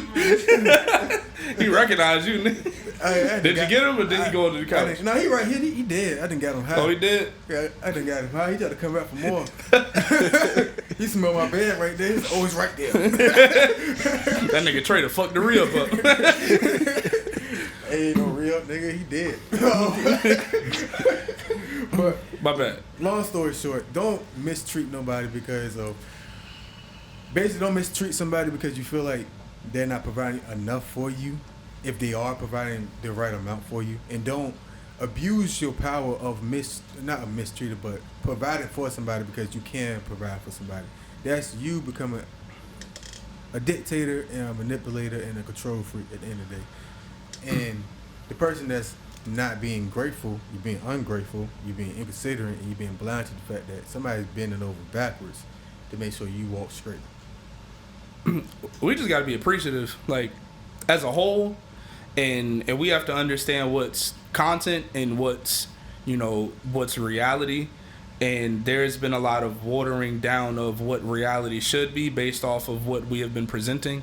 Like, I mean, I'll post a picture, a video of me being in Fort Lauderdale or whatever, me being in Orlando, maybe me being in New York. That don't mean I'm well traveled. Like, I've only been a few places in my life. I ain't never left the East Coast. That's gonna change soon. But I ain't never left the East Coast. You know, I've been up and down the East Coast, but I wouldn't call myself well traveled.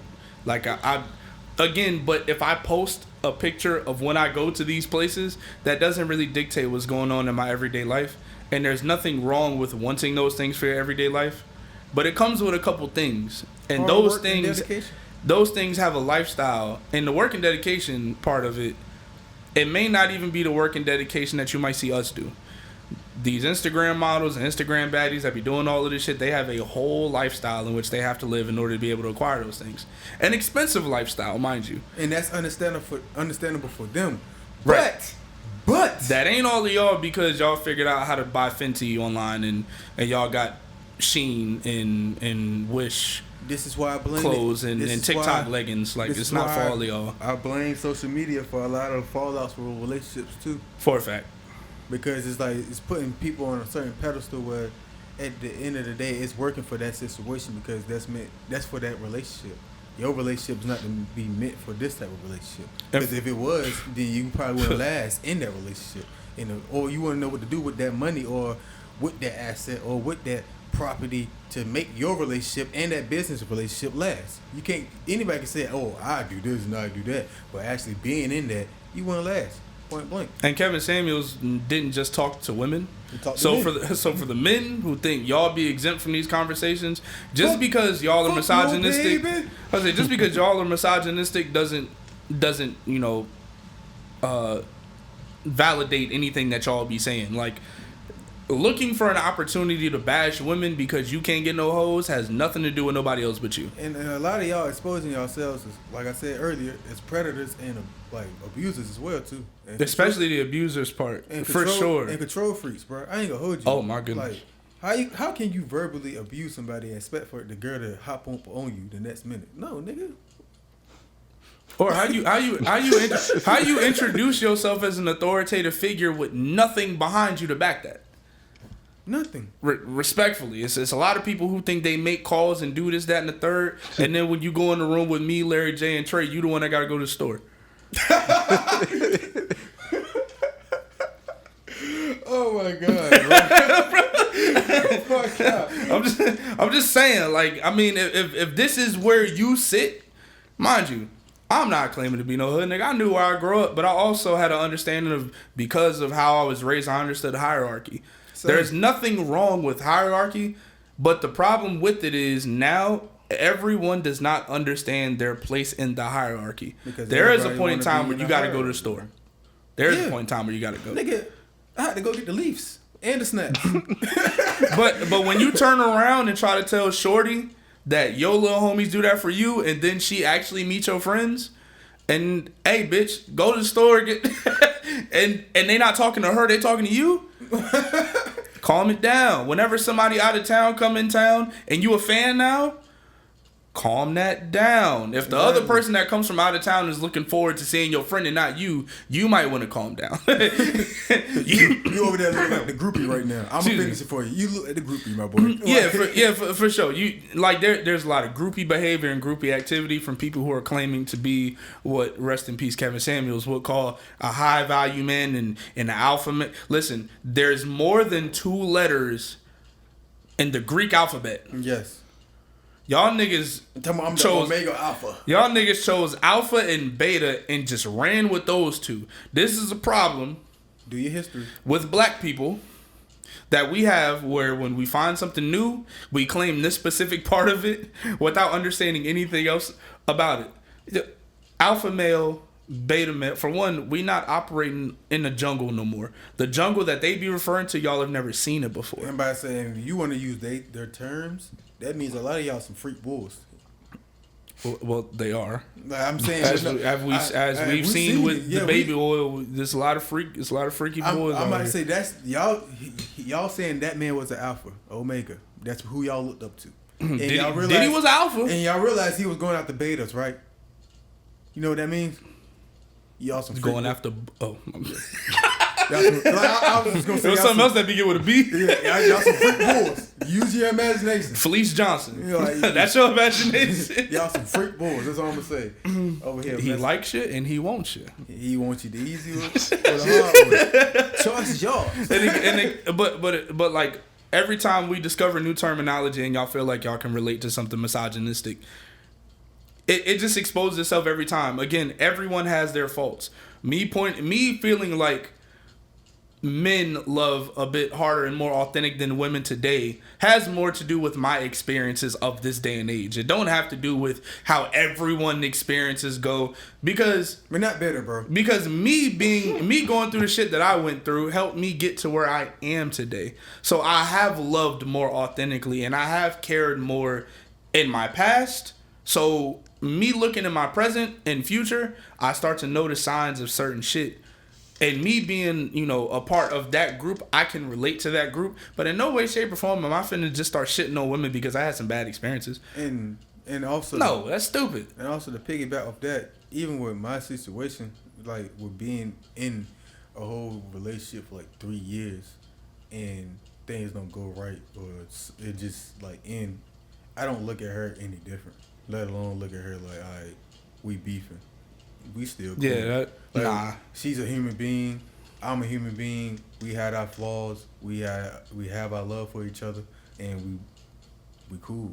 Ain't no issues for real. It's like I still want her to progress. She still want me to progress. Because if I was to hold that standard on every woman, like, all right, this how every woman gonna act after a certain period of time, then I wouldn't ever be able to have that shit is never gonna work. To fall in love. That shit is never gonna meet happen. new people, bro. Like, it's not even about just being in a relationship. Sometimes it's just about meeting new people.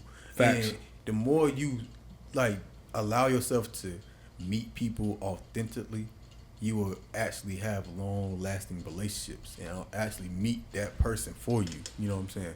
It's not gonna always just happen out of thin air. For some people, they got that luck. You know what I mean? For y'all, hey, I ain't hating. But question: you grew up with your daddy or mom? My dad. Did you? Hold on. Let me put it like this. My mom had me for 3 years, and my pops had me for the rest. Okay, and Trey, you grew up with both. Did you have like a tough time developing a friendship with women for a period in your life? I want to say no, never did, and even now I still don't. It was more so at first. It was honestly just expressing myself to women because they always looked at me as like, oh, he got a pretty face. You look cute. You look just like his father. Oh my God, it was one of those like. This nigga just described being a bad bitch. That's my weird. nigga, bro. That's my nigga. That felt weird, bro. That's my nigga. Like also, everybody thought he been him. Just so y'all know. Also, they also thought I lost my virginity earlier than what I actually did, and it just felt weird because I couldn't really have no conversation on a real tip. And the ones that I did have a conversation with, they shut me down because I was a weird ass nigga to them. You know what I mean? And that's fine. I ain't look at every woman like that. Eventually, I just kept having conversations with different women and felt it wasn't the fact that I'm weird. I might be weird, but it wasn't the fact of me being weird. It was the fact that I wasn't meant for that woman. And I started understanding that more and more and more, and I got into these relationships and got into even having relations with women all the damn time. You know what I'm saying? So it was really just that, and that was something my pops just let me know, like, just try to try to respect the woman as much as you can. If it gets like OD, don't do anything physical to her. Like, if you need to take your space, take your space. The most I have done that was physical is like restraining a woman from trying to hit me or just making sure she alright. And even then, I still apologize because I don't want her to feel like I'm trying to harm her. I'm trying to protect both of us in the situation. So it's just life learning experiences that I learned and just moved on from. That's all. I think it took me a while to understand. I was raised with my mom, so I think I took the experience of being friends with women for granted because I'm raised by a woman, raised with my sisters, always around them. You know what I mean? I didn't really start spending time with my dad until middle school, high school, and that wasn't that much time. You know what I mean? But I think there was so much that I took for granted about it during that time period that when I got to junior year of high school, senior year of high school, started having more friends, started establishing my identity with myself, I started to understand, like, okay, this don't have to be that. I started having more women friends or female friends at that time. And then first thing in college, long-term relationship freshman year. And I still didn't realize how void I was of that, like, later in life. And then single for about 6 months, you know, go here, left, right, and then another relationship. And then I started discovering more about myself within that relationship. And then I ended up, you know, single for a little sector. And then I went outside and I was like, okay. I like it here. I was like, I like it here for it was like, okay, I get it. Like I went outside and I was like, oh, okay, I get it. And then at the time I had lost like mad weight. I think that was like prime time when me and you actually started hanging out. Yeah, we started hanging out more. I had just got my tattoos during that time. Because you was like, bro, nobody expected me to have these tattoos.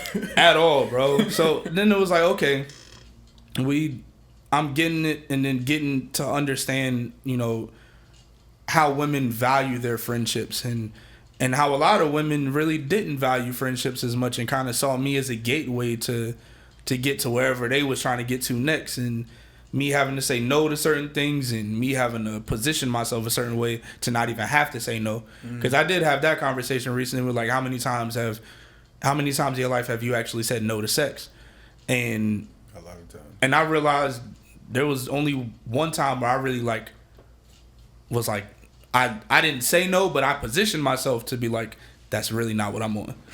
But there was one time where it was mad aggressive where I had to do that and position myself that way. Other times it was just like, I know if I end up here, like instead of me going to Shorty bedroom and chilling on her bed, which it seems like she wants me to do, the bedroom open, I see a candle in there or whatever, it's a vibe. I'm gonna sit on this couch. Like, I'm not really, I don't know you like that for real, and I met you. It's okay to say no, Kings. You know what I'm saying? Like I met you with the sole purpose of being a friend. It's okay figure out how to be friends with a woman and value a woman for her individual value.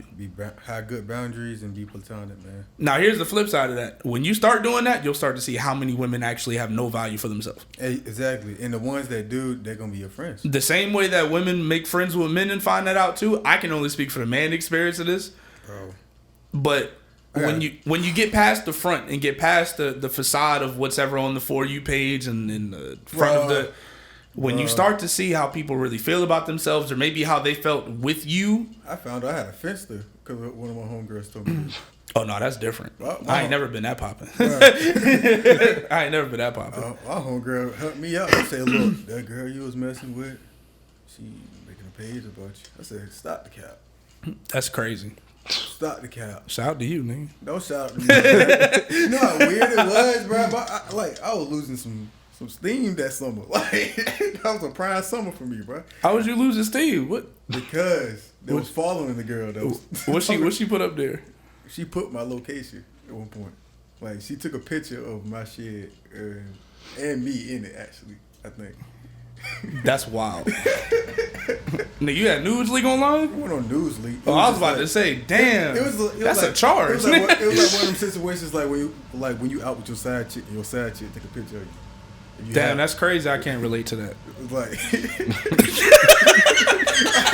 disclaimer, he don't got one, but I'm just saying. Damn, that's crazy. I could never imagine. I got a lot of homeboys that went through that. Like, for a fact, we know mad people. Franklin, we never been through that. We always seen other people do that. Hey, look, I ain't gonna hold you. You low key had to bleep somebody from Franklin earlier. We ain't gonna talk about that either. But you ain't say no names. I ain't gonna. I was gonna say you ain't say no names. I didn't hear no name at all. I was like, all right, he's still being careful. Even though I said I'm gonna bleep it, I gotta bleep mine. I get it, whatever. But no, it's just like with that. Even going back into it it's weird because I understood the value of them as well because those like pre-K sandbox homegirls that made it into middle school, and I seen the ones that made it into middle school, and I seen the ones that was actually just plotting on me. And I felt weird about that because it's like you see me go through a plethora of relationships just for you to plot on me like this. That's absurd. I'm pretty sure that's how a lot of women feel about men too. And I know, and I got for a fact. And then that's what I'm saying. I understood that, but I have those conversations with them because they was telling me that as well. Like guys are just trying to be friends with me just so they can fuck, and it's like that's not the type of time they on, and they make it known as well. And I understood that more of like a life of a woman, and especially having a sister. She telling me some of this shit too. Like, man, bruh. If my mother had told me some of the stories that she told me when I got older, like, wow. It's a lot of people's dads I'd have punched in their fucking face. Man, bro. Stabbed. Bro, my goodness. I'm not going to hold you. One of my mom's exes, I told him straight up. I say, look, if you ever do what you did to my mom again, you have to see me as a man. Niggas gonna have to see me until they can't see no more. Dead ass. Or some real shit. I was like, I don't care about you being this tall. You can be shot height. I'm gonna beat you down like you grab. A casket go the same height. Like, 6 feet. It don't matter how tall you is, bro. I was serious about that. And even now with my situation, I'm just understanding like the value of why certain women are upset the way they are. It's not because they just walk around wanting to be upset. It's because they have a lot of women are going through a trauma. Like men, we go through trauma. We go through it differently, but we express it in a similar way. It's just at a different time frame too, though. Yeah, we That's go what I'm through our noticing. shit real trash. Yeah, it's like We go through our trauma very it's self-destructively. Like No cap. we won't talk about it for years. And I feel like women are more emotional, intelligent when it comes to their emotions. I give it to a certain degree. To a debatable. certain degree. Debatable. Not in relationships, but in Because I think two things that have been conflated recently is It's more- emotional awareness and emotional intelligence. Because emotional intelligence also implies discipline. all right, I take that back. They probably more aware. Women are more aware. And of their we are way more emotionally unaware, but Intelligent. emotional intelligence, that's a seesaw that go back and forth between both. Because In if most I'm pissed off at situations, you, I can get that. like if I'm pissed off at you, right? Nah, The way that I convey being pissed off at you, I still give it a little bit. the way that I show that I'm pissed off at you will show you how emotionally intelligent I am. Me just telling you I'm pissed off at you just shows I'm aware of my emotions. So like, if I know I'm upset at you, and I don't want to talk to you about how I'm upset, but I just want to show you that I'm upset, or in a way that I'll express being upset in a bunch of different areas, and I'll make sure I show it to you, But then and in no regard to fix it. I just want you to see it. that's being passive aggressive. Which does that translate to emotional intelligence or awareness? Because you aware that you're upset. It can low key be manipulation too, though. Depending on how it goes. Yeah, and to me, I don't. And again, I think having either one of those is not a crime because we all grow and we all grow through certain things. My emotional awareness has usually, for the most part, been really low because, you're raised to tuck a lot of that shit away. You raised to not show that too much outside, and to if you feel that way, find a way to fix it. So it's not really just. I don't like the adage that everyone immediately throws to you were never if you were raised by a single mom, your single mother probably told you to find a way to fix your emotions. The ones who just said get over it, that's toxic. But a lot of us too many of us are fabricating our experiences. Yeah. I just want to say that now. Too many of us are fabricating traumas because we hear what other people go through and we feel how they felt. But just because you feel how someone felt, it's totally different. It don't matter how. Just because you felt a way does not necessarily mean that because you felt that way that's what happened. Yeah, that's the thing I hate too. It's like you separating from what you thought or what you feel from the actual reality of the situation. And that is also a lot of downfalls in a lot of relationships. Like, there's a downfall in a lot of relationships. For people to see it one way versus how it really was, and they run with that until it's...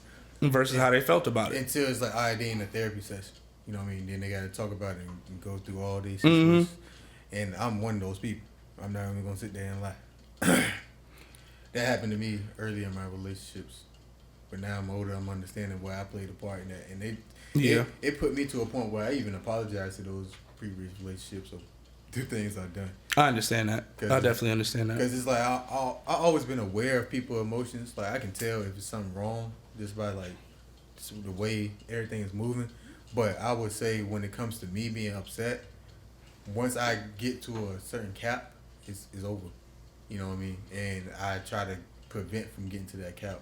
And I'd say it's gotten better, but I don't want to be with somebody that's going to remind me of my mom, because that's what's going to get me to that cap. I was that way for quite some time, just because with the people that you love the most, you always see the worst side of them. Yeah. But then when you get away from them, you start chasing after the image of the best version that you saw of them. Mm-hmm. So like everything that I loved about my mom, I ended up seeing in certain women. Yeah. But then, my mom has her own transgressions, and my mom went through a lot growing up as well as when she was an adult. Same. And sometimes, it comes out.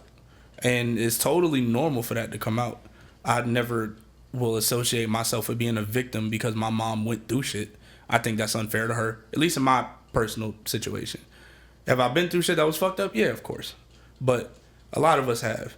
I'm not going to compartmentalize all of that as trauma that was forced upon me in a certain. No, my mom is not a suspect. You feel me? But in a lot of ways, like whatever I felt about a situation, if I felt the same way with certain people, it's like, oh, this feels like this.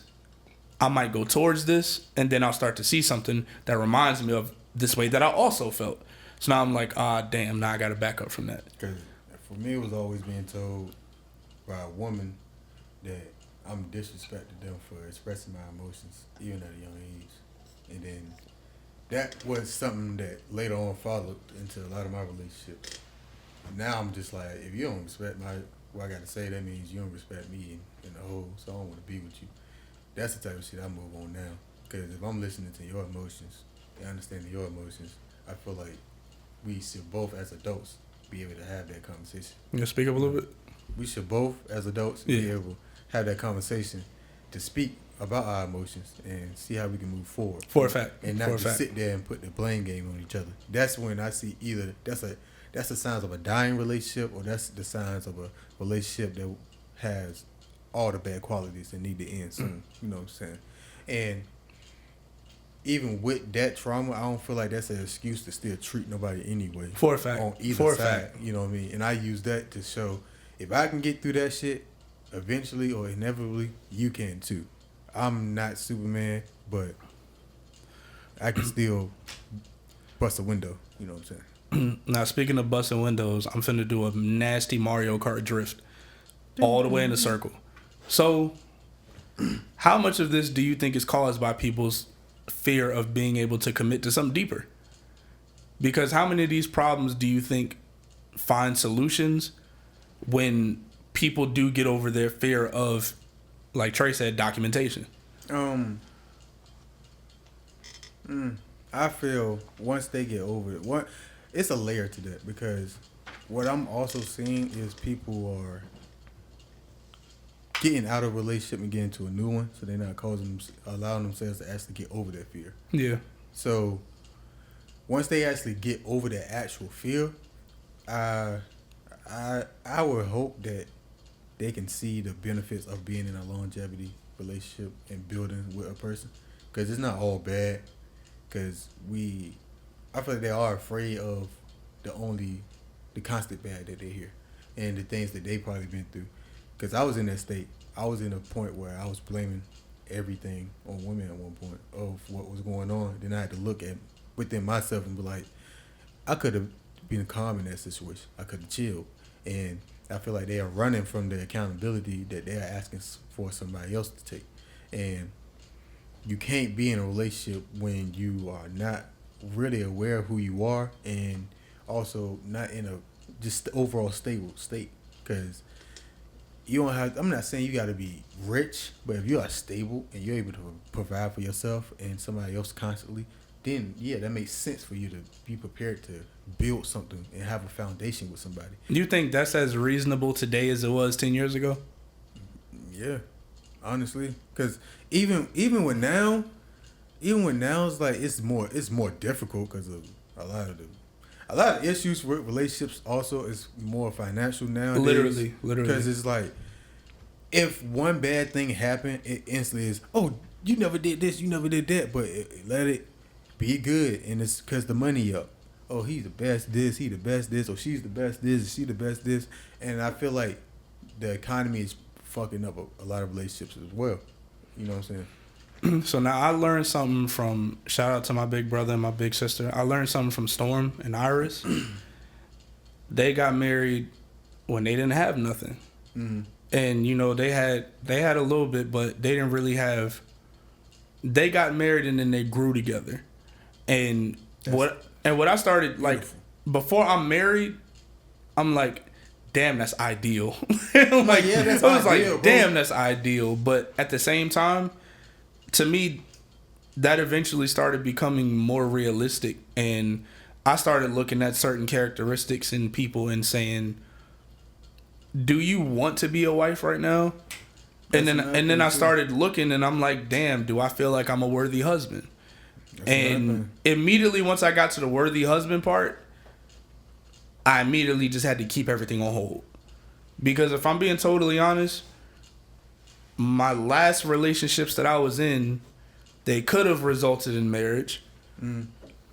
And I feel like the putting off of marriage because of ideal timing kept pushing in opposite directions between me and the partner. Same. That's literally what just happened. And it's like, okay, so, but what if we get married?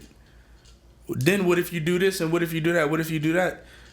And it's just, and it seems like it's not a fear of the marriage, it's a fear of being forced to figure it out rather than having the freedom to just run away from shit. Yeah, because I ain't gonna lie, even to piggyback on that, I was more so having a conversation with my ex on why it really didn't work. And it was more so that she didn't want to be here that much. She wanted to be out of VA. And I'm more so like, I get you want to be out of VA, but if we wanted to see each other and like see each other be with each other for a long time, that's what I'm trying to say, and get married and have kids and all this shit, then we're gonna have to start from the bottom and all the way up. As far as we can't just leave and build there if we haven't even built nothing here either. If we don't have nothing here. As a couple, yeah. Cause then I was like, I understand it as individuals, but that's why I was like, as individuals, that can work. You know what I mean? But as a couple, that's not gonna really thrive as long because now you're not only worried about your safety, y'all worry about both each other's safeties in another situation. Then on top of that, the money, the housing, like if you don't got none of that situated before just up and leaving, it's gonna cause more stress. So that was my main thing. It's like just being properly prepared in this flow, and not just say, all right, it needs to be in this time frame, that time frame. It's just gonna happen the way it happened, and that's how I feel like if a relationship is gonna be like that, it's supposed to be like that in a marriage as well. And that was my only thing of why I'm kind of not really afraid of marriage, why I don't want to get married as soon as possible right now. You know what I'm saying? It's scary to think about because I ain't that much older than you, but you know, even it's safe to say around the time we first met each other versus today, mindsets are evolved. I'm not gonna say totally different, but definitely evolved from where we once were. I can speak from my experience, and I know you can speak for yours because we wasn't around each other as much as I was around other people. Mm-hmm. But we come back years later, and we can have these conversations versus maybe shit that we would talk about before, in which our focus was just different. Yeah. I think when our focus shifts, we start to see things a different way, and I think that currently is where I'm at, which is why I even wanted to ask the question, because I do think that the fear in marriage is, for one, you got to feel like a worthy husband, and then you got to feel like you found a worthy wife. And if any of those things don't align, you got to play the feel-out game. And then the feel-out game ain't nothing more than a sparring match between you and your partner, trying to figure out whether it is or whether it isn't going to work. And if that's really what it is, I've seen, and I could be wrong about other people's experiences, but what I've seen personally, it all ends the same. At the end of the day. 3, 4, 5 years down the line, someone's going to ask, so where are we going? What is this?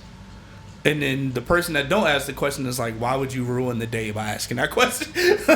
Like, why would you ruin my whole month asking, what are we right now? When is this gonna?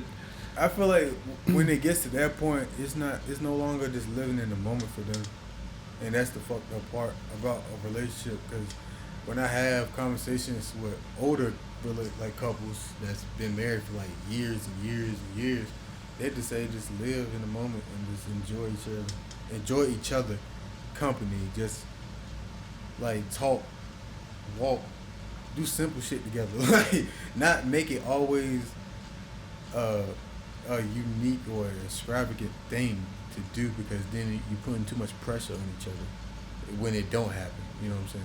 That's what I see. So you think that's more common in men or women? As far as what? As far as putting so much emphasis on the extravagance. Women onto men. Yeah. I say that's more women wanting that versus men. I mean, I feel like men just want more of the. I feel like men want more of the. All right, I got a wife, I got a crib, the simple shit, but not really put too much into Well, maintaining it a lot of times. Here's where I contradict myself. She's already looking at me. She's like, see. I think it's men for that. Okay, well. And I do think men at the same time, yes, you know, I still am the same person that thinks the way that men love is more authentic to the individual person that we talking about. When it's more so women have the idea of the love, and they'll make anybody fit into that mold. If I like you, you will fit into this mold of what I see as the ideal husband and relationship. It don't matter what I see with you. I like you for what I like you for, and you will fit in this mold. Get in this bag. I'm going to fit you in here. While men, on the other hand, when you lay out I want a wife, I want a family, I want to be able to have the house, the picket fence, the kids, a dog if the kids want a dog. I do think, as far as, at least with today, I do feel it's different today because we have so much pressure on what we see, and the pressure is put on us to be able to live that out and fulfill it, because we have the idea that a woman could go out and get it whenever she wants. Hold on. This is the second time where I feel like you need to reframe your question, because the way you're asking it and the way you Okay, so what'd you hear me ask? I might have fucked up. I heard you ask, like, who, like, looks at that more, not who has more pressure put onto them. Oh yeah, no, I ain't gonna say who has more pressure, but yeah, looks at that as in looks at the idea of basically the ideals that you were speaking toward, and saying that you feel like women look towards those things more. Because a lot of women say, I want the big house, I want this. Yeah. That's what they look Okay, yeah. Okay, so we on the same page here. Yeah. So I think that's men. I don't think that's women. Okay. Because I done seen a chick leave a good dude to go sleep in a nigga bando because she had a crush on that nigga. And she tried to make it work.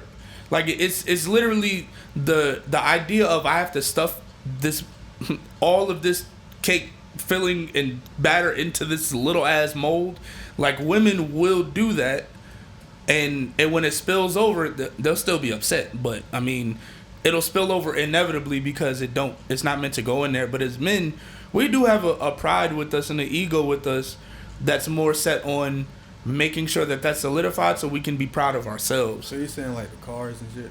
Because I see the house. I see it more in cars for men. I see it more as like houses for women. Yeah, I think in the houses, because when we get the car, that's the bait. Like that's what I'm saying. That's like, the bait. But when it comes to the actual, comes to the actual relationship, right, and you start talking about transitioning into marriage, if a man don't have the house, and a man don't have this and have that, a man don't have the kids or whatever the case may be, even just having a house, like having a house in a suburban neighborhood, if a man has that, I'm pretty sure he'd be more willing to talk about marrying whoever he's with when he gets that house. But when we both stay in an apartment, shut up. I don't want to hear nothing about no damn marriage. I'm trying to worry about this rent. Like, I don't want to hear about looking. I don't want to hear about going ring shopping. I got car insurance to pay for. You over here worried about all this dumb shit. I get where you coming from. You know what I'm saying? Like you're saying we're more worried about the future versus the now. I think we worry about that imagery. Yeah. Today more so than women do, because that imagery is a lot harder to attain today, but we still live to that standard in which marriage means we gotta have this and we gotta have that. But essentially you do though. But also I do get it where it's like you do gotta let things flow. I'm not the whole big house shit. Well, I ain't gonna say big house, but just having a house. You know what I'm saying? Also, yeah, is that for yourself though, or are you doing that to appease her in the marriage? That's the thing. That's also the thing too. That was my point. I'm more so for me. I know for me personally, if I'm already straight, I wouldn't mind getting married. But if I'm already in a situation where I'm about to get straight, then I also wouldn't mind getting married. It all depends on the woman I'm going for. You know what I'm saying? I'm getting straight. You know what I mean? With the person I'm getting married with. Because I'm always be good. That's how I'm looking at it. Like I always go into my relationships, I'm gonna be good with or without you. You know what I mean? I want to be good with you so we can build. But if it's showing that it's without you, then I can't stop building. But yeah, I don't need a house by myself. That's what I tell my family now. But it also, I'm about to get up. But it also do sound like you beat yourself up in the process because you don't have it yet. No, or you don't see it immediately in the horizon, and you might not want your partner to see you like this. For me, no. That's it. Come off like that though a little bit, bro. I'm currently at my mom's house, and I have a whole relationship. Oh no, understandable. So it's just like I'm not afraid of that. I have my ex living with me at my mom's house. That's what I'm saying. Like I was homeless with a girlfriend, bro. So it's like that's nothing to me. It don't matter to me. It's more so like if I know I'm good, I'm good. I've been good in a relationship. I've been flat out broke in a relationship, and still try to make it work to the best of my abilities, not just for the relationship because I wanted to. You know what I'm saying? Will that always meet her standards, and will you work to meet her standards? No, I work to meet my standards, but it's just like what I do also get irritated with though. Do you want her to meet yours? That's the thing I get irritated with. I get irritated with that because it's like sometimes I get mad because it's like I am doing the most I would want just like like if I'm opening the door for you to get in, I just want you to open the door for me to get in. As far as in my car, you know what I'm saying? Because it's like take me out to eat sometime. We got massage my feet, you know what I'm saying? What are we doing? Niggas be having long days too, you know what I mean? Oh no! I'm a human being too, my nigga. But you can't get mad about. I don't like y'all taking it as I'm getting. You're not doing that. Oh no, but you can't even hit the. You can't. I ain't hitting him. I'm just like, okay, I get that. That's not you. You know what I'm saying? No, but after the fifth time, you all right. No, it's not even all right. Because if I feel like if I'm doing that, then I'm gonna change my behavior to her, and I never change my behavior to the woman. Because it's like whatever I'm gonna do. Would your partners say that? I feel like they wouldn't say that. Like, I feel like you feel like they would say your behavior didn't change toward them. As far as what? As far as what you just said, I'm consistent about what I start to do in a relationship. As far as I open their door, do nice stuff, and I would still do that throughout the whole relationship, even if I'm mad. Yeah, that's how she told me she mad at me. She opened her own door. That's true. I mean, I get that, but I get real independent. I see. It's crazy. I'm gonna open this door. It's like, bro, even my last job, I seen that a lot. It's like y'all get all this extra strength out of nowhere when y'all mad at a nigga. Like y'all can pick up the whole fridge by yourself. Y'all can go ahead and drive to the store and back by They could do it before. And I'm like, but when everything good, can you help me with this? Can you reach this? Or I need you to open the jar. I used to hate that shit. It's called privilege. And it's like when I asked this a little thing, like don't get me wrong, my last relationship, she actually did do stuff for me that I told you about that I never had. Like right. taking me to get my feet done, or even massaging my feet, or taking care of my. And I put you on too. I put you on there. I told you. Even like doing small stuff like that. So it's like I'm not gonna. I'm one of them niggas. I put you on. I told you. I put you on. I'm never gonna sit here and be like, all women are like that. But I'm just saying, like. Yeah, that's a trash argument. I hate when people do that. But what I'm saying is, for a woman to say a man can't get like spoiled either is crazy. That's what I'm saying. It's like well, I mean, there are women who believe men can't be the prize. So. It's like spoil me as much as I'm spoiling you. Not as much, but just like give me a little razzle dazzle. You know what I'm saying? It's not even about massage my feet. You can just say, nigga, I look good today. Shit, I'll take that for the next 3 weeks and be alright. You know what I'm saying? It's a small shit. Just like what a lot of women say, it's about the small things with them. It's like literally the simple shit for a lot of men too. We don't want all that OD shit, but we do want to feel love because we're human. You know what I mean? There's nothing wrong with that. Is it toxic to say I no longer expect reciprocation? I mean, it's okay. I mean, that's what I'm saying. Too. I don't expect it because when I get it, I want to be appreciative of it. Like, I put myself in a position to where I have a role to be obligated. This is before marriage. Putting myself in a role to fulfill my obligations and my duty. to make sure it's understood that I'm going to do that. That's why that's the mindset I've gotten into like the past few years. You know what I'm saying? That's why if you would have asked me this years back, You wanted to get flued out. Yeah. Just be sporadic. Don't make it repetitive. Like, go ahead, you can pick me up. You know what I'm saying? I'm always picking you up. You know what I'm saying? Because I'm always the guy. All my relationships, I had the car, for the most part. Like all the way up in like after high school, I always had the car. It was like one or two that had their own cars. I only had one that had a car. The other one was using somebody else's car and kept claiming her people's cars as her car, and it wasn't her car. Because whenever it broke down, somebody else had to do something. So, yeah. So it was just like, just being treated equal, bro. That's all I care about my relationship. Like I'm gonna be the one to bring the bacon. You believe in equal? Let me finish, nigga. All right, go ahead. I'm gonna bring the bacon. You know what I mean? You take care of the stuff you need to take care of. I take care of you. You take care of me. That's all type shit I'm on. You know what I mean? Like, You bring the bacon. You want her to bring the eggs. Nah, I just wanted to cook it.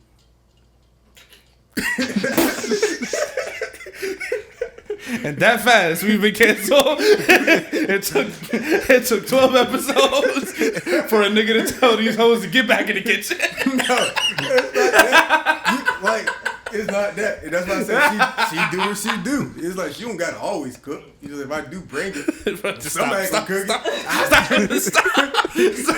You gonna cook it? Or I don't mind cooking it. I know how to make some bacon now. Stop it. It don't get better, bro. I don't care. I'm gonna say what I gotta say. At the end of this damn episode, normally I'm about to go to sleep and doing the episode. Oh, man. Now I'm gonna say what I gotta say. Oh, man. Basically, what I'm saying is That is hilarious. Basically, what I'm saying is, at the end of, like, all bullshit aside, basically what I'm saying is, I wouldn't mind my girl already having her stuff, like, far as her life established, doing what she need to do for herself, and if she have time for me in that moment to do something for me, didn't do that for me, and vice versa. It's not just all about make her life evolve around what I want, and vice versa. I feel that, yeah. It's more of an equal, that's what I mean, it's like, put equal teamwork into this. Yin and yang type shit. Balance, yeah. Like, if you need me to do something for you, shorty, I got you. Like, just know. And if I ask, I'm not expecting it, but if I see it do, then I know that's the type of time we on. But if it don't go that way, then it's like, I know I can't ask you to do that for me. And that's how I go about life. Well, I respect that. So when I said bacon, stop. I like my shit crispy. Hey, I'm just playing. To my next girlfriend, or the future wife of mine, say, look, we gonna have a blast. Crispy, bitch. He said that. I ain't say all that. We gonna have a blast. I'm gonna show you. I can make some bacon. Hey, look, I'm good at cooking and everything. I'm promoting myself now. My God. I'm switching my bread. Oh, man. Okay, well, I'm glad we were able to end with laughter after the morbid start. Yeah, I think that's all we got. I ain't doing no sports recap or nothing. Hey, look, Steelers won 2010. I ain't had to do no push-ups. So, yeah, next game. Yeah, Steelers 3-0. Justin Fields looking like something. Hey, look, my young boy out there working. You know what I mean? He putting Russell on the bench. He ain't about to be playing this year. Hey, Russell, hamstring, got him eating ham sandwiches now. He not finna play no more minutes. Yeah, go ahead, sit with Sierra. Stay over there. Stay on that bench. It's cool, bro. You're a good family man. There's nothing wrong with being there, bro. You got your money. You already established. Go ahead and sit this one up, bro. But nah, for real, you come back, just do good. He not coming back. He not coming back. Yeah. But anyway, this has been what's his face talking about what you call it on the what's the name podcast. I've been one of your hosts, Kelvin Jr. Don't forget the Junior. I've been here with your boy Larry the Wavy Fellow, and over here we correct the way we don't drown in it. And absolutely not. Also, I just want to say we have good jokes and laughs up here, but everything that we say, it has a message, a whole message behind it. So listen to it, dissect it, and understand the message, and move forward. That's all I got to say. Or don't and read the bio of the podcast, which says either we joking or we lying. Or if you don't like to do that, then go read the Bible. Fucking assholes. That's wild to say right after reading the Bible. Hey, still working on my spirituality. You feel me? I'm still healing. I'm back where I left off 3 years ago, so I'm healing again. Damn. But I'm gonna take it out. But get 'em. hey, we appreciate y'all for tuning in with us for yet another episode. We will be back next week. Yeah, we will. Hopefully with we got a guest lined up or not? Maybe in a couple weeks. I bet. But I say hit him up in say 2 weeks from now. I want to give him at least a couple weeks to get his. I might have a person in mind that's a woman. That's a woman. Yeah. Was it who we talked about already? All right, word. Well, if we got another one, we got another one. It is what it is. Hey, we appreciate y'all for tuning in. This is episode 12. We ain't even do the dap. And it's perfect because practice enough, you already know. Comes That nigga sleepy. comes second to nature though. I'm sleepy too. I ain't gonna hold you. Yeah, we all sleeping. We all gotta get these monies, pay these bills, man. So all right, see y'all. Love. Deuces.